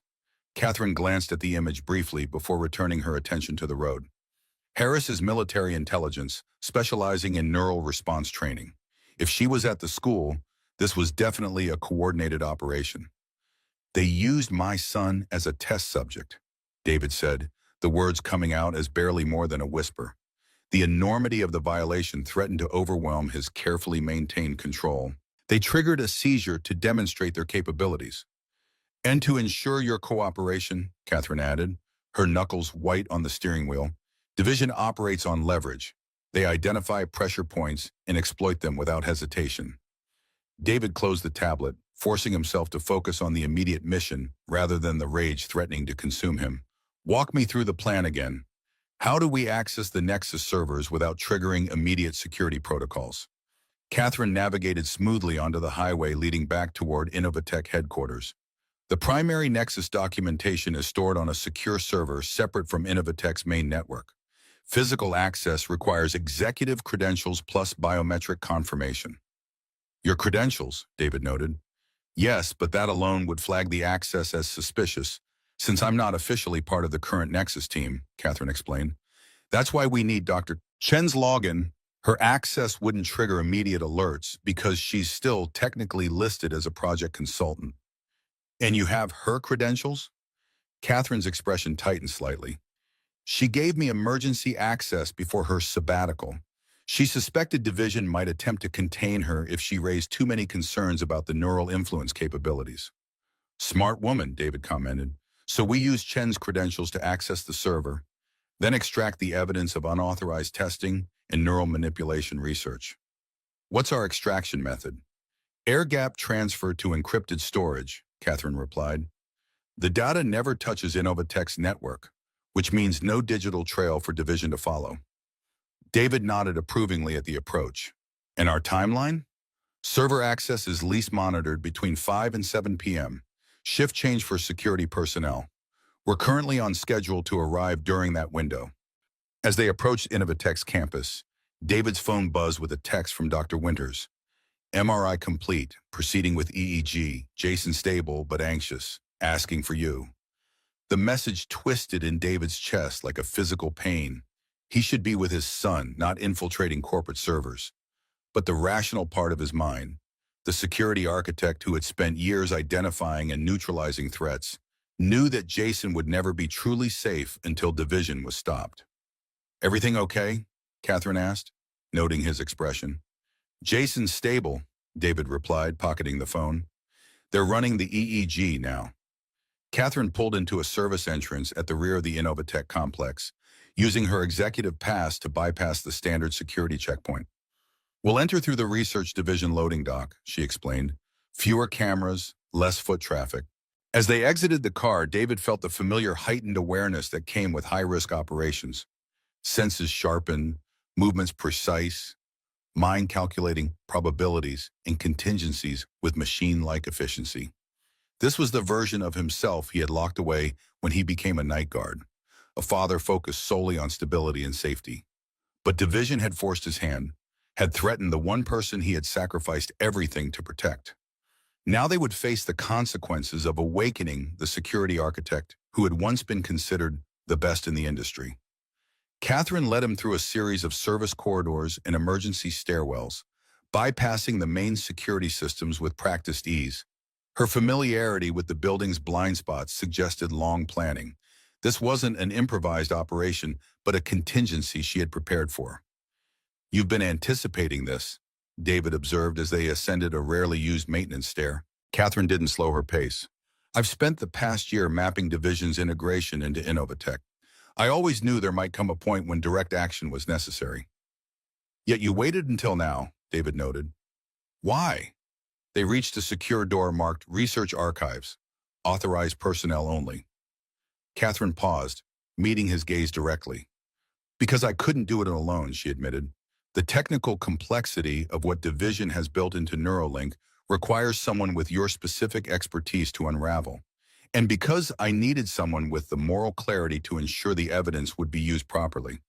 She swiped her access card and pressed her thumb to the biometric scanner. The door unlocked with a soft click. The server room is through the main archive and to the left, Catherine instructed. Dr. Chen's workstation is still active. We'll use that to access the secure files. The research archive was a climate-controlled room filled with physical documentation of Innovatech's various projects, paper backups in an increasingly digital world. The silence was absolute, broken only by the soft hum of environmental systems maintaining optimal preservation conditions. David followed Catherine through the meticulously organized space, professional admiration mixing with growing unease. The level of security surrounding these archives suggested information far more sensitive than typical corporate research. They reached Dr. Chen's workstation, a sleek terminal positioned near a smaller, more heavily secured door marked simply Restricted Access. That's our target, Catherine said, nodding toward the restricted area. The physical server containing Project Nexus documentation. We access it remotely from this terminal using Chen's credentials, then transfer only the evidence we need. She seated herself at the workstation, fingers flying across the keyboard as she navigated through multiple security layers. David positioned himself to monitor both the entrance they had used and the restricted access door, hyper-aware of any sound that might indicate discovery. I'm in Chen's account, Catherine reported, her voice low. Accessing the Nexus directory now. David glanced at the screen, noting the impressive array of security protocols Catherine was navigating with practiced ease. You have more than basic knowledge of system penetration. A slight smile touched Catherine's lips without reaching her eyes. Before I was CEO, I specialized in encryption and system security. How do you think I recognize the significance of your work at Datrix? The terminal displayed a request for secondary authentication.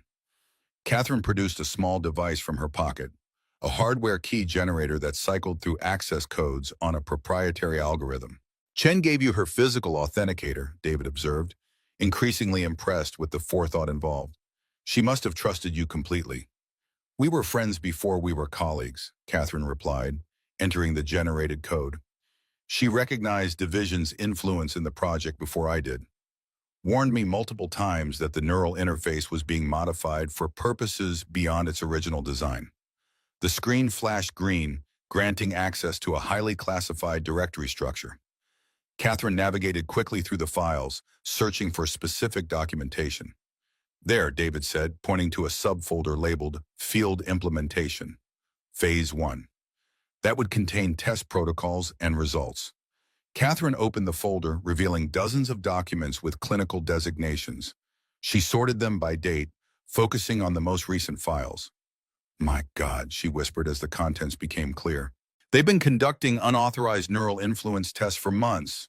Schools, nursing homes, public gatherings, anywhere they could introduce neural stimulation without detection.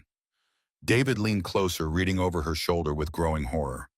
The documents detailed systematic testing of various neural stimulation patterns, categorized by effectiveness in producing specific responses, from simple emotional reactions to complex behavioral modifications.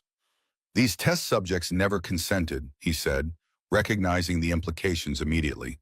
They don't even know they were part of an experiment. And this is why Division is willing to kill to protect Project Nexus, Catherine replied, copying the files to an encrypted drive. This isn't just unethical research. It's illegal human experimentation on a massive scale.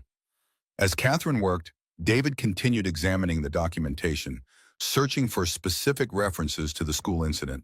He found it in a file labeled Targeted Demonstration, Subject JR10. They documented the attack on Jason, he said, his voice dangerously quiet, complete with neural response measurements and effectiveness ratings. Catherine paused in her copying to look at the file. This proves Division directly targeted your son. With this evidence, we can... The lights in the archive suddenly dimmed, then returned to full brightness. Both Catherine and David froze, instantly alert to the change. Security systems cycling, David murmured, recognizing the pattern. Someone's accessing the main controls. Catherine's fingers moved faster on the keyboard. We need another 3 minutes to complete the transfer. David moved toward the entrance, checking the corridor through the small window in the door. We may not have 3 minutes. How many files have we secured? About 60% of the critical documentation, Catherine reported. Enough to prove the illegal testing, but not the full implementation specifications or the Division leadership chain. The overhead lights flickered again, followed by a soft click as the door locks throughout the archive reset. David's security experience translated the signals immediately. They're isolating this section, he said urgently. Standard containment protocol. We need to move now. Catherine disconnected the encrypted drive, tucking it securely in an inner pocket of her jacket. There's an emergency exit through the restricted server room. My executive override should still work on that door. They moved quickly to the heavy security door, Catherine swiping her access card and entering a complex override code. The panel flashed red, denying access. They've disabled my override, she said, tension evident in her voice. We'll need to use the main exit. David assessed their options rapidly. If they've detected unauthorized access, they'll have security converging on this location from multiple points. Our best chance is to separate, divide their attention and resources. Catherine shook her head firmly. Absolutely not. Division will prioritize capturing you over me. Your technical knowledge makes you the greater threat to their operation. Which is exactly why we need to separate, David countered. You have the evidence. Getting that to the right authorities is the priority. Before Catherine could argue further, the main lights cut out entirely, replaced by the dim red glow of emergency lighting. The subtle hum of the environmental systems fell silent, plunging the archive into eerie quiet. Full containment protocol, David observed grimly. They know exactly where we are. Catherine made a quick decision. Secondary emergency exit, behind the physical documentation section. It's not on the main security grid. They moved swiftly through the darkened archive, navigating by the minimal emergency lighting. The scale of Division's response confirmed what they already suspected. The evidence they had secured was dangerous enough to warrant immediate and overwhelming force.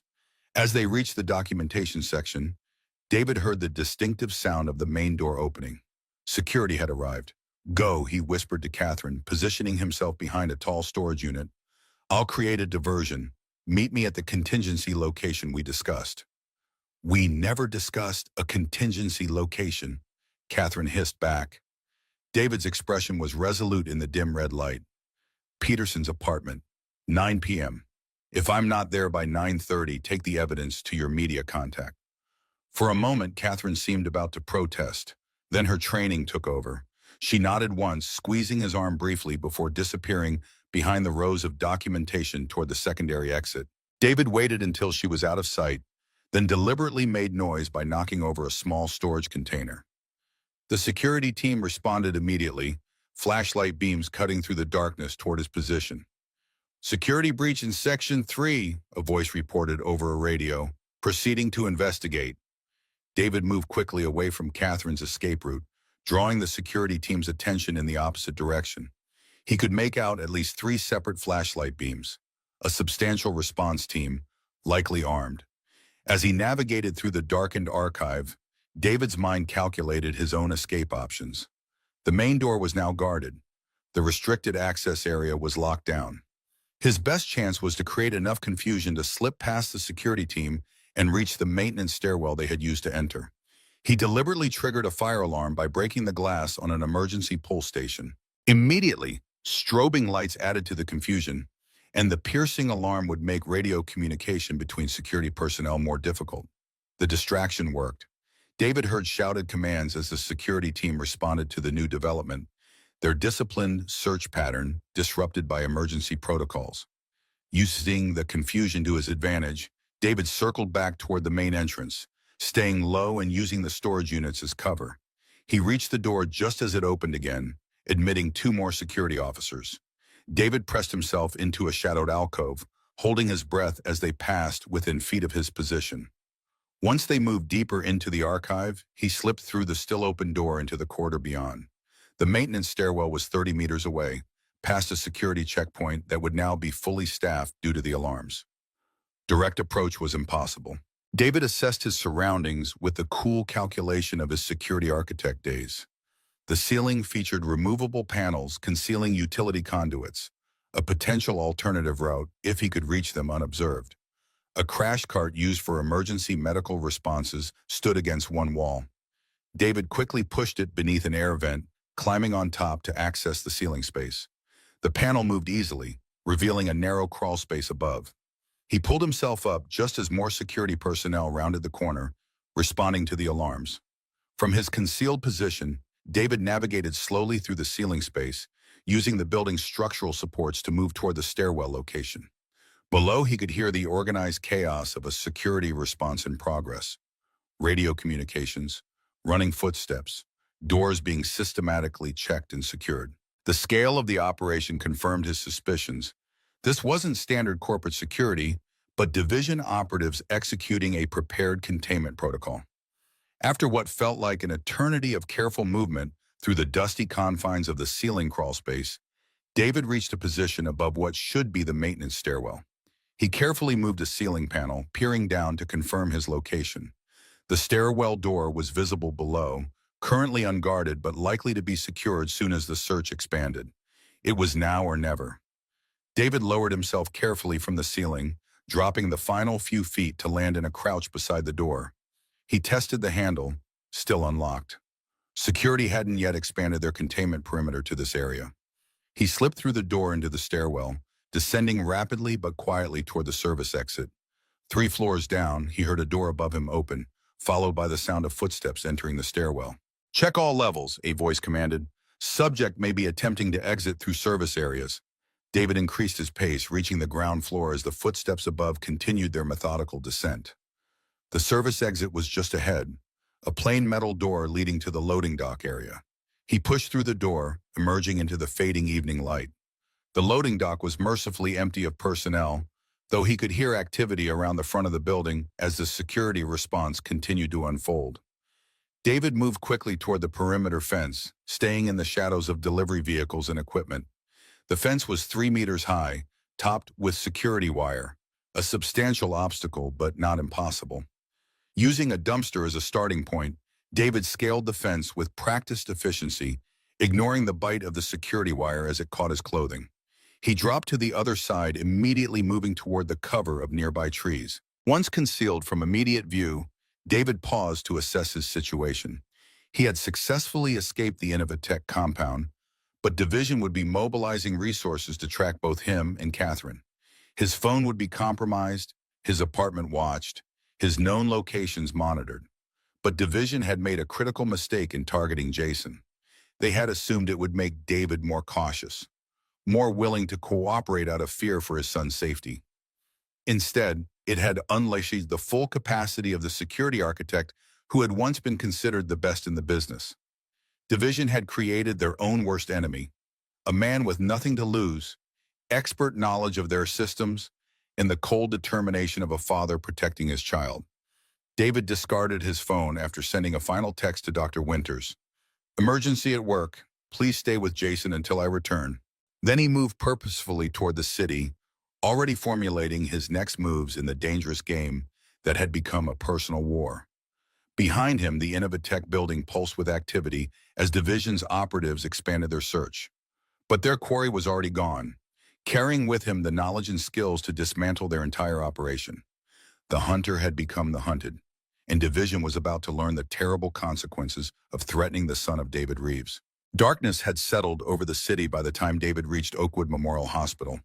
He approached cautiously, staying in shadow, surveying the building for signs of Division surveillance. His trained eye quickly identified them: a dark sedan with 2 occupants at the east entrance, a solitary figure on a bench with too direct a line of sight to the main doors, a security guard whose posture and alertness suggested military training rather than typical hospital protocol. Division had anticipated his return to Jason. They were waiting. David circled the building, seeking alternatives. The service entrance used for supply deliveries appeared less monitored, a calculated oversight perhaps, as Division spread limited resources across multiple potential approaches. The hospital's layout was familiar to David from Jason's previous stays. The service corridor would lead past the kitchen, then connect to the main building near radiology, 1 floor below pediatrics, where Jason would likely be admitted for overnight observation. Using the identity badge of a maintenance worker he'd borrowed during his circuitous route through the city, David accessed the service entrance without challenge. He moved with purposeful confidence through the busy kitchen area, his generic uniform and deliberate pace rendering him effectively invisible to the harried staff. In the main corridor, David paused at a computer terminal, using the maintenance login to access the patient directory. Jason Reeves, Pediatric Ward, Room 412. Admitted for observation following seizure activity, condition stable. Relief washed through him, momentarily weakening the steely resolve that had sustained him since the archive escape. Jason was safe, at least for now.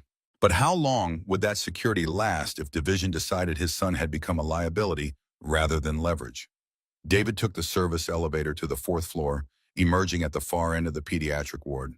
He proceeded cautiously, aware that Division would have someone watching Jason's room directly.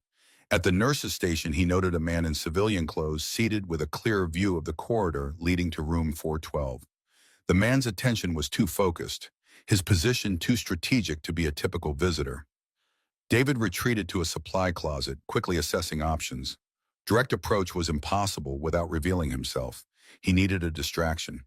From his pocket, he withdrew a small device, a universal remote for medical equipment he had acquired during his circuitous journey to the hospital, a remnant from his security testing days when he would routinely probe hospital systems for vulnerabilities. Now it would serve a more immediate purpose. He programmed the device rapidly, then activated it from the safety of the closet. Immediately, alarms at the nurse's station began to signal, patient monitoring systems reporting anomalies across multiple rooms. The coordinated response was immediate. nurses rushing to check affected patients, the surveillance operative momentarily distracted by the sudden activity. David slipped from the closet, moving against the flow of responding staff, reaching room 412 unnoticed in the controlled chaos. He entered quietly, closing the door behind him. Jason lay sleeping in the hospital bed, his small frame dwarfed by the equipment surrounding him. An IV delivered fluids to his arm, while monitors tracked his vital signs. His face, so often animated with curiosity and intelligence, was peaceful in sleep, though David noted the slight furrow between his brows, pain or anxiety penetrating even into unconsciousness. David moved to his son's bedside, gently taking his hand. Jason's eyes fluttered open, momentary confusion giving way to recognition and relief. "Dad," he whispered, his voice rough from sleep. "You came back." "Of course I did," David replied softly, squeezing Jason's hand. "How are you feeling, buddy?" Jason considered the question with his usual thoughtfulness. "Better. Dr. Winter said the seizure didn't cause any permanent damage, but they want to keep me overnight for observation." David nodded, carefully masking the fury that still burned at the thought of Division deliberately causing his son's condition. "That's a good idea, just to be safe." Jason's gaze sharpened, his innate perceptiveness cutting through his father's careful composure. "You're in trouble, aren't you, because of the brain computer?" David hesitated, weighing truth against protection. Jason had always responded better to honesty, had always resented being sheltered from reality because of his age or condition. "Yes," David admitted finally. "Some people are using the technology in ways that could hurt others. I'm trying to stop them." Jason nodded, accepting this explanation with a maturity beyond his years. "Is that why that man has been sitting outside my room since I got here? The one pretending to be reading magazines but really watching my door?" David's estimation of Division's tactics immediately adjusted upward. They hadn't bothered concealing their surveillance from a 10-year-old boy, either sloppy or deliberately intimidating. Neither option improved his assessment of their ethical boundaries. "Probably," David acknowledged, "but you don't need to worry about him. I'm handling it." "With the brain computer lady? The real one, not the fake one who called me?" "Catherine is helping, yes," David confirmed, marveling at his son's ability to cut through complexity to the essential truth. "She wants to stop them too." Jason was quiet for a moment, processing this information. Then he reached under his pillow and withdrew a folded piece of paper, handing it to his father. "I drew this before the seizure happened," he said simply, "during science class. I think it might help." David unfolded the paper, revealing one of Jason's intricate diagrams. But unlike his usual designs for improved systems or inventions, this one depicted what appeared to be a neural interface schematic. The detail was remarkable, showing connection pathways and what seemed to be vulnerability points in the architecture. "Jason, how did you—" David began, unable to complete the question as implications cascaded through his mind. "I don't know," Jason replied honestly. "I just saw it in my head, like a picture that needed to come out. Is it important?" David stared at the diagram, recognizing elements of Neuralink's architecture that he had only recently discovered himself, along with what appeared to be previously unknown backdoor access points and their counter protocols. The kind of insight that would require intimate knowledge of the system's design. "Yes," David said finally, carefully folding the drawing and placing it in his pocket. "It might be very important. But right now, the most important thing is for you to rest and recover." Jason nodded, though concern remained in his eyes. "Are you staying?" The question contained layers of meaning, not just tonight, but beyond. Was David staying in his role as night security guard, keeping their lives small and safe? Or was he returning to the world that had once defined him, with all its complexity and risk? "I can't stay right now," David said gently. "There's something I need to do to make sure this doesn't happen again, to you or anyone else. But Dr. Winters is here, and there are good people watching over you." Understanding crossed Jason's face. "You're going to stop the bad brain computer people." "That's the plan," David confirmed with a slight smile. "Just be careful of the patterns," Jason warned, his expression suddenly serious. "They make your brain do things you don't want to do." The warning sent a chill through David, not just for its content, but for the implication that Jason somehow understood the neural manipulation technology at a fundamental level. "I'll be careful," David promised, pressing a kiss to his son's forehead. "Get some rest. I'll be back before you know it." As Jason's eyes began to close again, pulled down by medication and exhaustion, David made a silent vow. Division would pay for what they had done to his son, not through violence or vengeance, but through the complete dismantling of their project and exposure of their crimes. David checked his watch, 8:17 p.m., less than an hour until his planned meeting with Catherine at Peterson's apartment. He needed to move quickly, but first, he needed to ensure Jason's security during his absence. He located Dr.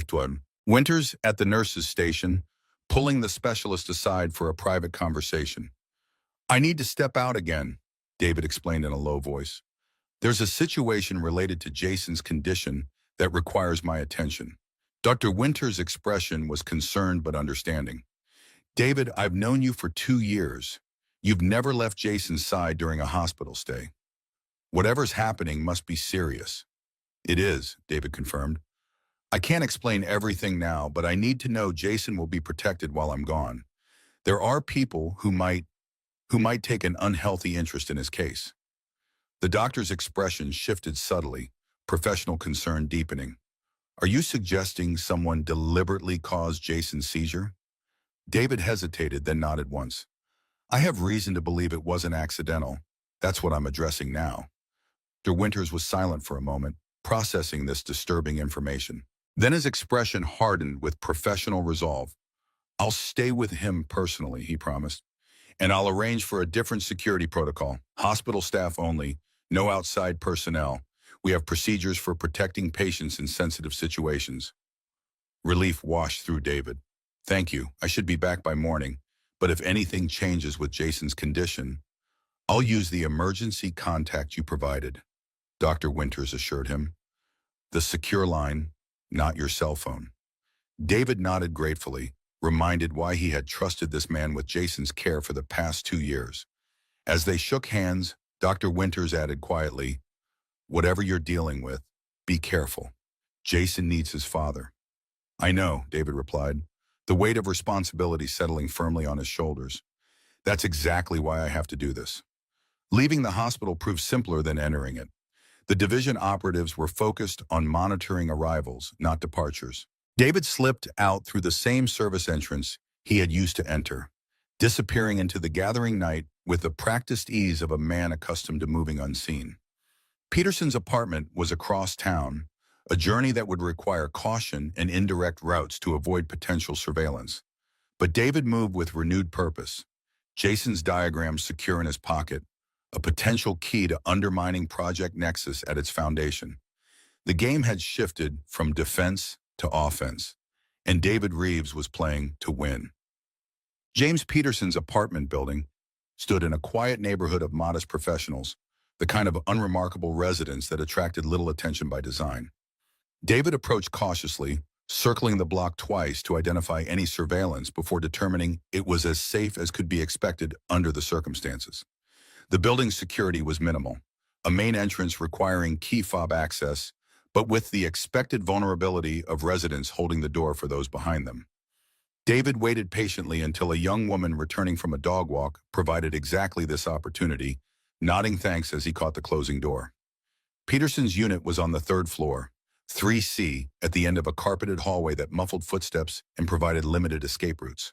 A security professional's nightmare, but perhaps Peterson had valued the privacy more than tactical advantages. David checked his watch, 8:54 p.m. If Catherine had escaped Innovatech and evaded Division's surveillance, she would arrive within minutes. If she didn't appear by 9:30, he would have to proceed alone, assuming the worst about her status. The apartment door featured standard locks, nothing that would present a significant challenge to someone with David's background.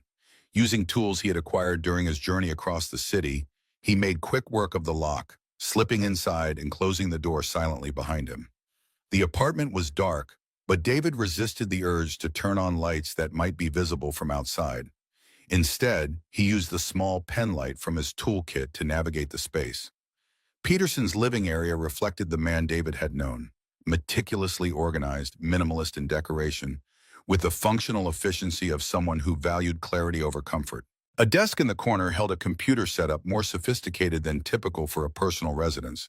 Multiple monitors, advanced security features, independent power supply. David moved to the desk, examining it without touching anything.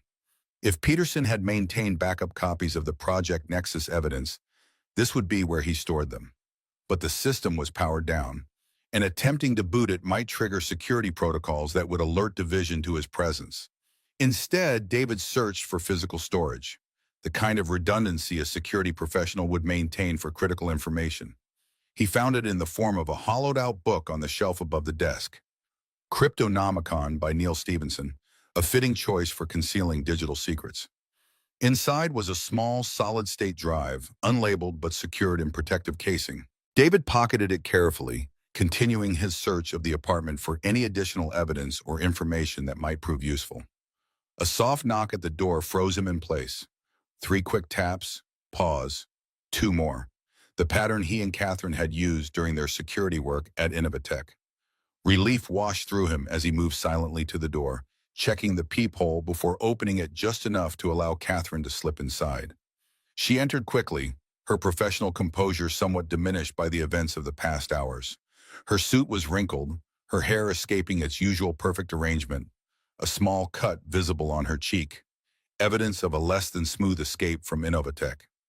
"You made it," she said simply, genuine relief evident in her voice. "I wasn't sure you would."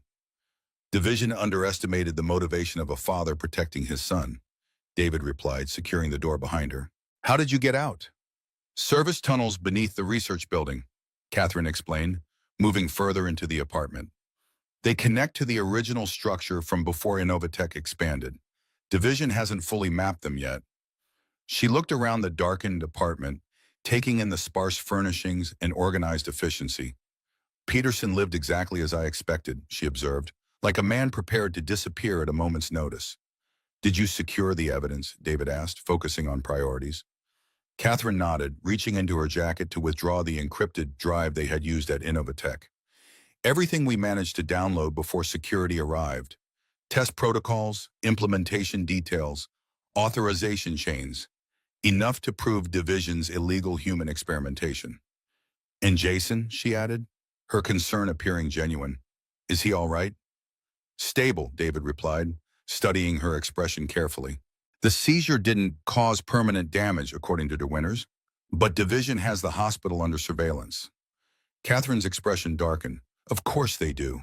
They'll be monitoring all possible contact points now that we have the evidence. We need to move quickly to release it before they can contain the situation." "The evidence won't be enough," David said, withdrawing Jason's diagram from his pocket. "We need to do more than expose what they've done. We need to render the technology itself non-viable." He unfolded the drawing, placing it on Peterson's desk where they could both examine it. Catherine leaned forward, confusion evident in her expression as she studied the intricate schematic. "What is this? It looks like elements of Neuralink's architecture, but with modifications I've never seen." "Jason drew it," David said quietly. "Today, before the seizure. He said he just saw it in his head."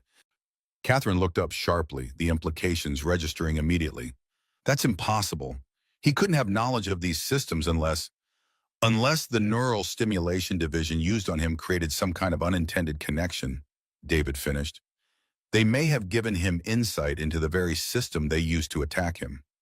Catherine turned back to the diagram, professional interest overriding her initial shock.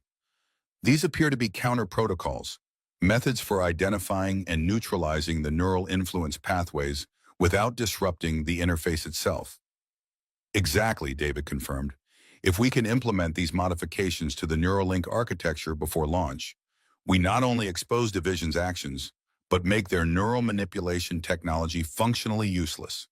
Catherine straightened, decision crystallizing in her expression. "We need access to Innovatech's development servers, not just the documentation we retrieved, but the actual Neuralink codebase, which is impossible now that Division knows we've accessed restricted files," David pointed out. "The entire system will be locked down, security doubled." "Not entirely impossible," Catherine replied, a hint of her strategic mind emerging through the fatigue. There's a development backup maintained off-site. Disaster recovery protocol. Only 3 people have access. Me as CEO, Scott Palmer as COO, and Dr. Chen as lead architect. And Division will be monitoring all 3 access points, David noted. 2 of them, Catherine corrected. They'll be watching my credentials and Palmer's. But Chen's access might still be viable if used from an unexpected location. David considered this. You still have her authentication credentials? Catherine nodded. And more importantly, I know the physical location of the backup server. It's not in a traditional data center. It's in a converted warehouse owned by a separate shell company, technically unconnected to Innovatech. A legitimate security measure or Division's private facility? David asked skeptically. Originally legitimate, Catherine explained, established before Division's involvement as protection against corporate espionage. They've likely co-opted it now, but the original security systems remain independent from Innovatech's main network. David processed this information, calculating risks and probabilities with the precision that had once made him a top security architect. If we can access the development backup, implement Jason's counter protocols, and push the changes to the production environment, we could effectively neutralize the neural influence capability before the Neuralink launch, Catherine finished, while simultaneously releasing the evidence of Division's illegal experimentation to regulatory authorities and selected media outlets. The plan was audacious, technically complex, and incredibly dangerous, but it represented their best chance of not just exposing Project Nexus, but rendering its core technology harmless. We'll need specialized equipment, David said, shifting to implementation mode, and a secure way to transmit the evidence if we're compromised during the attempt. Catherine moved to Peterson's desk, examining the computer setup with professional appreciation. James would have had what we need. He was always prepared for contingencies. As she spoke, David noticed something he had missed in his initial search. A small safe concealed behind a removable panel beneath the desk. The kind of hiding place only another security professional would think to check. "Help me with this," he said, kneeling to access the panel. Together, they removed the covering, revealing a biometric safe with both fingerprint and retinal scanning requirements. Peterson's security protocols were always comprehensive, Catherine observed. We won't be able to bypass this without his biometrics. David studied the safe thoughtfully. Maybe we don't need to bypass it. Peterson was methodical, but he also believed in contingencies. If this safe contains critical materials, he would have established emergency access for a trusted party. You think he trusted you with access to his secure safe? Catherine asked skeptically. Not me specifically, David replied, leaning closer to examine the biometric scanner. But Peterson and I established mutual contingency protocols during our work at Datrix, standard procedure for security architects working on classified projects. He positioned his right thumb on the scanner, then leaned forward for the retinal scan, murmuring under his breath, "Emergency Protocol Delta 97 Alpha." For a moment, nothing happened. Then the scanner emitted a soft tone, and the safe clicked open. "Voice print confirmation with embedded passphrase," David explained, responding to Catherine's surprised expression. "Combined with approximate biometric matching, not looking for exact matches, but confirming I'm human and speaking the correct phrase." "Impressive," Catherine acknowledged as David opened the safe. Inside were exactly the resources they needed: specialized hacking equipment, secure communication devices, and most critically, detailed schematics of the off-site backup facility Catherine had mentioned. "Peterson was investigating Division's operations more thoroughly than I realized," Catherine said, examining the facility schematics. "These include security patrol schedules, access points, camera positions, everything we need to infiltrate the backup server location." "He was building a case," David observed, sorting through the equipment, gathering evidence systematically, preparing for precisely the situation we're in now. As they organized the materials, a small envelope caught David's attention, hand-labeled simply, "David, if necessary." He opened it to find a handwritten note from Peterson. "David, if you're reading this, I've likely been eliminated by Division. The Project Nexus neural manipulation technology is more advanced than either of us initially realized. They have moved beyond theoretical applications to active field testing, including targeted manipulation of specific individuals. Most concerning is their apparent success with younger subjects, whose neural plasticity makes them more receptive to the technology.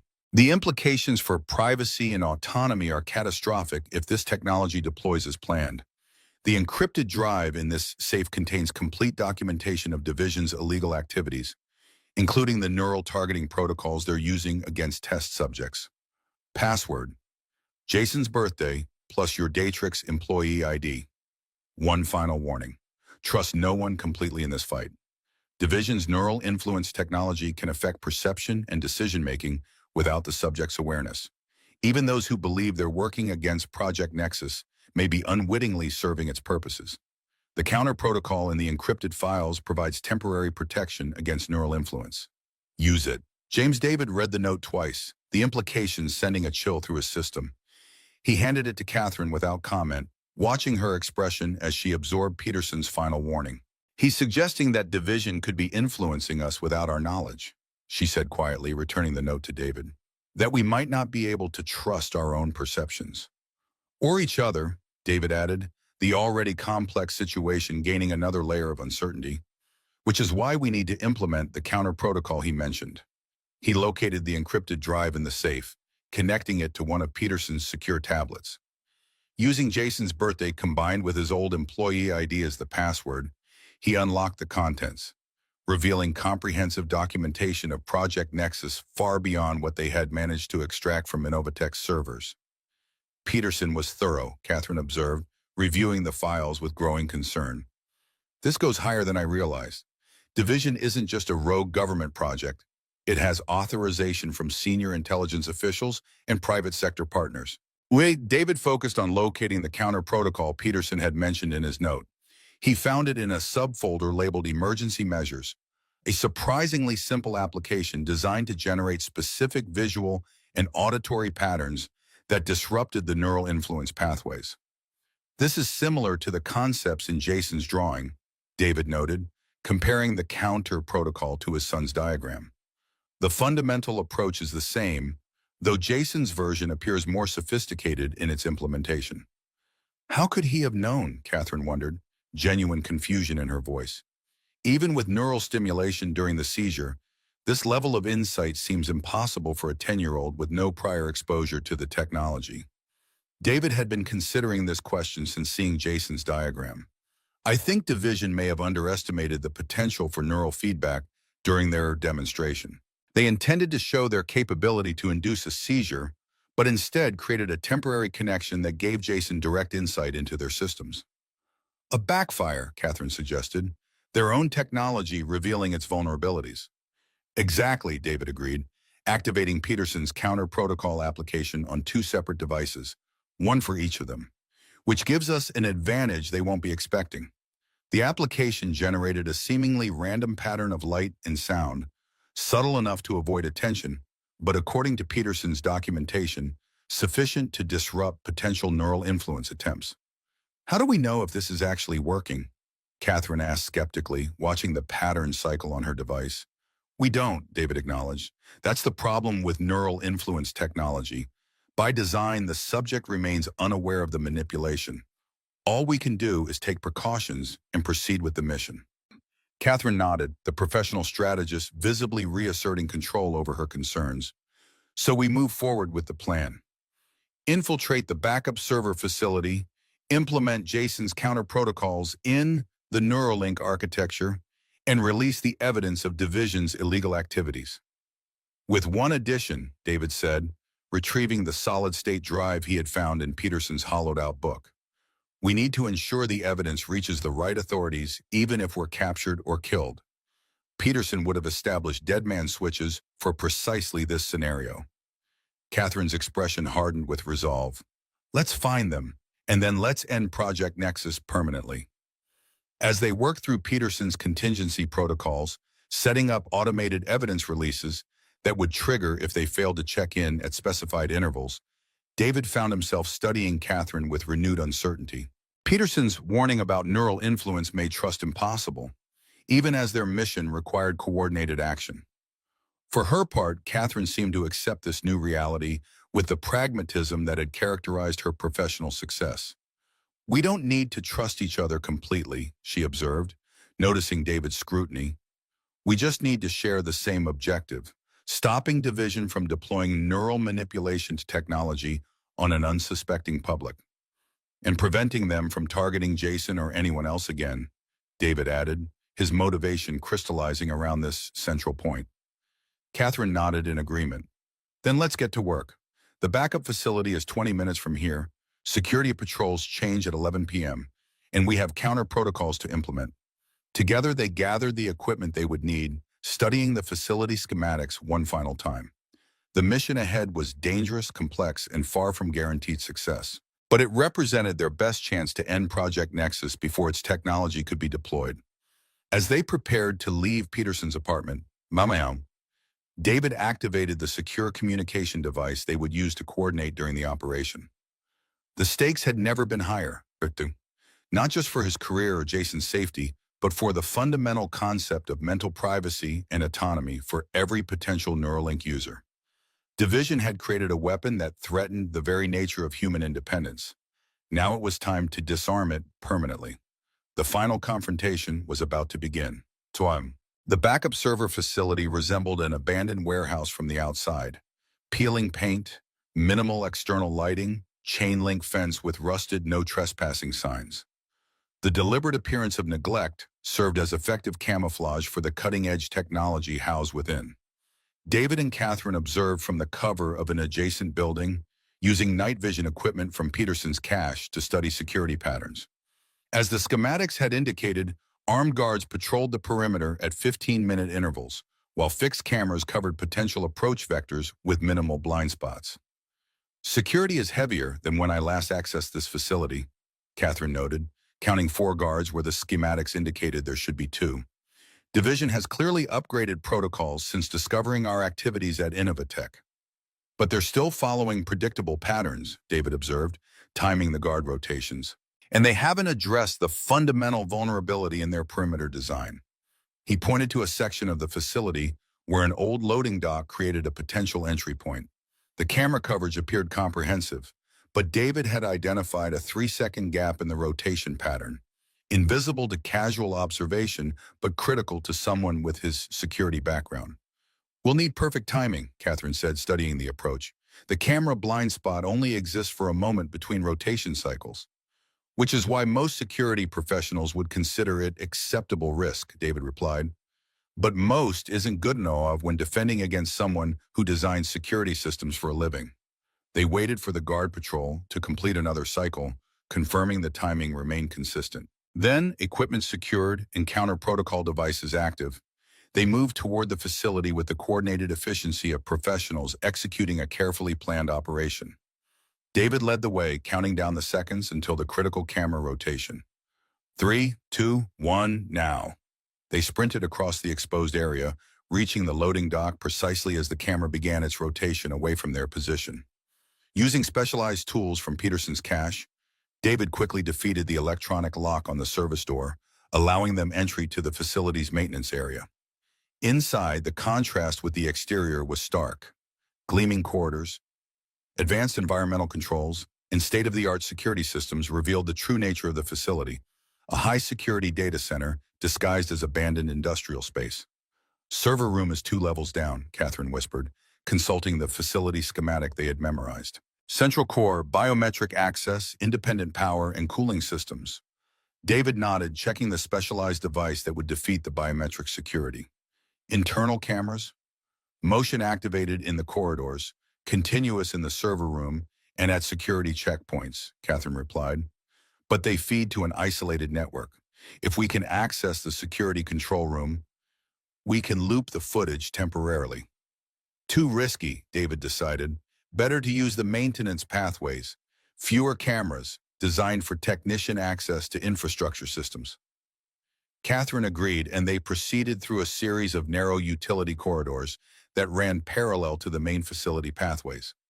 David navigated with the confidence of someone who had designed similar systems, anticipating security measures and identifying vulnerabilities with practiced ease. They encountered only one technician during their descent to the server level, a close call that required pressing into a shallow utility alcove as the man passed within inches of their position. The encounter confirmed David's assessment. Division had increased perimeter security, but maintained standard protocols within the facility itself, confident in their outer defenses. The server level presented the first significant challenge, a security checkpoint with 24-hour staffing and multiple authentication requirements. The maintenance pathway terminated at a locked access panel that would open directly into the secured area. 2 guards at the checkpoint, David observed through a small ventilation grate. Biometric verification required for all personnel, regardless of clearance level. Catherine studied the layout through the grate. The server room entrance is 30 meters beyond the checkpoint. No way to reach it without being seen. David considered their options, weighing risks against time constraints. We need a diversion, something significant enough to draw the guards away from their posts without triggering a full facility lockdown. He examined the utility systems accessible from their current position, identifying the environmental control panels that regulated temperature and humidity for the sensitive server equipment. Perfect, he murmured, opening the control panel and studying its configuration. With careful precision, he modified the settings to create a gradual temperature increase in a server zone far from their target area. Environmental alert in 5 minutes, he explained to Catherine. Critical servers operating near temperature thresholds will force a technician response. When the guards verify the technician's credentials, we use the distraction to access the server room. Catherine nodded approval of the strategy. Elegant, minimal disruption, maximum effect. They waited in tense silence as minutes ticked by. Finally, alarms began to sound, subtle at first, then more insistent as environmental sensors detected the rising temperatures in the affected server zone. Response was immediate. A technician appeared at the security checkpoint, presenting credentials and explaining the situation with urgent gestures toward the affected area. Both guards engaged with the technician, one checking credentials, while the other monitored security feeds to verify the reported issue. Now, David whispered, quickly defeating the lock on the access panel. They slipped into the secured area, using the guards' diverted attention to move swiftly toward the server room entrance. Catherine approached the biometric scanner, pressing her palm against the surface while David applied a specialized bypass device to the secondary authentication system. For a heart-stopping moment, nothing happened. Then the indicator light changed from red to green, and the heavy security door unlocked with a soft click. They entered quickly, securing the door behind them. The server room was a testament to modern computing power. Rows of gleaming equipment stretching in perfect alignment, cooling systems humming with efficient precision, status lights blinking in rhythmic patterns that indicated normal operations. Development backup servers are in the restricted section, Catherine said, leading the way through the technological maze. Isolated network, independent power supply, military-grade encryption. At the far end of the main server room, another security door protected the most sensitive systems, including the Neuralink development backup. This door featured even more advanced protection, dual biometric authentication, encrypted keycard access, and continuous video monitoring. This is where Chen's credentials are essential, Catherine explained, withdrawing a specialized device from her equipment bag. The system requires not just biometric data, but specific network authentication that can't be easily spoofed. She connected the device to the security panel, initiating a complex sequence designed to simulate Dr. Chen's authorized access attempt. David maintained watch on the main server room entrance, alert for any response to their environmental diversion. We have 4 minutes before the temperature issue resolves itself, he noted, checking his watch. After that, security will return to normal patterns. Catherine worked with focused intensity, her fingers moving across the device with practiced precision. Almost there, she murmured. The system is accepting Chen's authentication profile, but it's requesting secondary verification from Innovatech's main network. Expected security protocol, David observed. Can you bypass it? Not bypass, but simulate, Catherine replied, activating a secondary function on the device. Peterson's equipment includes pre-recorded network responses for precisely this scenario. The security panel processed the simulated verification, internal mechanisms whirring as it evaluated the authentication attempt. Finally, the indicator shifted to green, and the door released with a pneumatic hiss. "We're in," Catherine said, relief evident in her voice. The restricted server area was significantly smaller than the main room. Just 6 server racks, each containing specialized hardware dedicated to Innovatech's most sensitive projects. Catherine moved directly to the third rack, identifying the specific servers that contain the Neuralink development backup. "We'll need direct system access," she said, connecting a specialized laptop to the server's maintenance port. The neural interface code is isolated in a protected partition with multiple encryption layers. David joined her at the terminal, his security architect expertise coming to the forefront as they navigated through the system's defenses. Using a combination of Chen's access credentials and specialized decryption tools, they gradually gained access to the protected Neuralink architecture. "There it is," David said as the neural interface code appeared on the screen, "the foundation of Project Nexus and its greatest vulnerability." He withdrew Jason's diagram, spreading it beside the laptop as they examined the code structure. The parallels were unmistakable. Jason had somehow perceived the fundamental architecture of the system, identifying the precise connections that enabled neural influence capabilities. Working together, David and Catherine began implementing the counter protocols from Jason's diagram, modifying the neural interface code to prevent unauthorized influence while maintaining normal functionality. The work was complex, requiring deep understanding of both the technology and its potential exploitation. "These modifications are elegant," Catherine observed as they progressed. "They don't just block the influence pathways, they redirect them into detection protocols that would alert users to any attempted manipulation."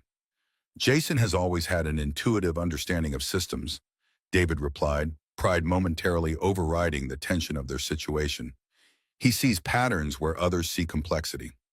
As they worked, David's trained senses detected a subtle change in the facility's background noise, a shift in the environmental systems that suggested the temperature diversion had been resolved.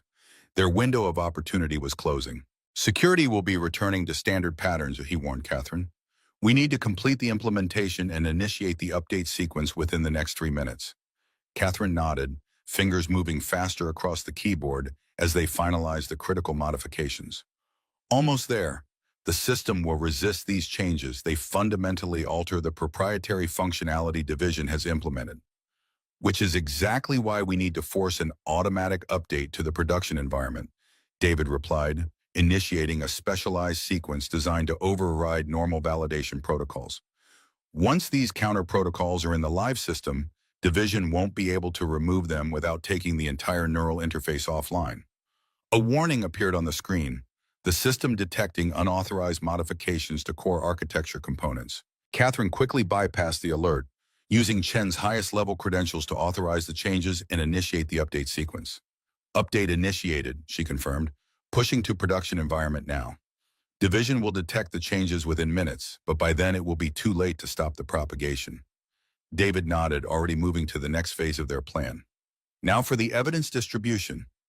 Using Peterson's secure communication device, he activated the Deadman switches they had configured, sending the complete Project Nexus documentation to selected regulatory authorities, journalists, and oversight committees.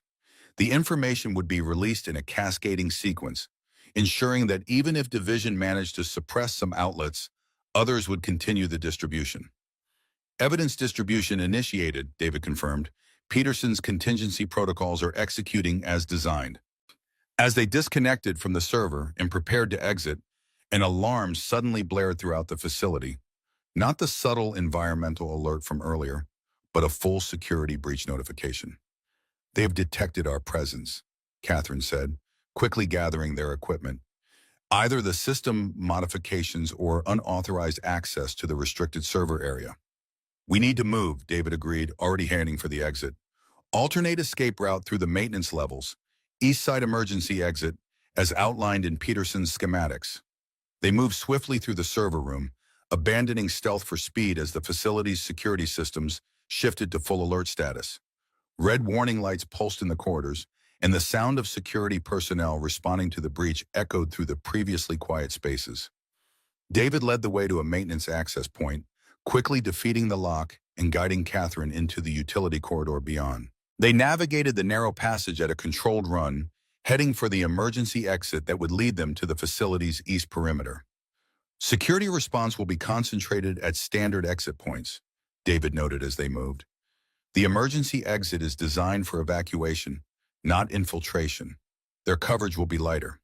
As they neared the exit point, Catherine's secure communication device buzzed with an incoming message.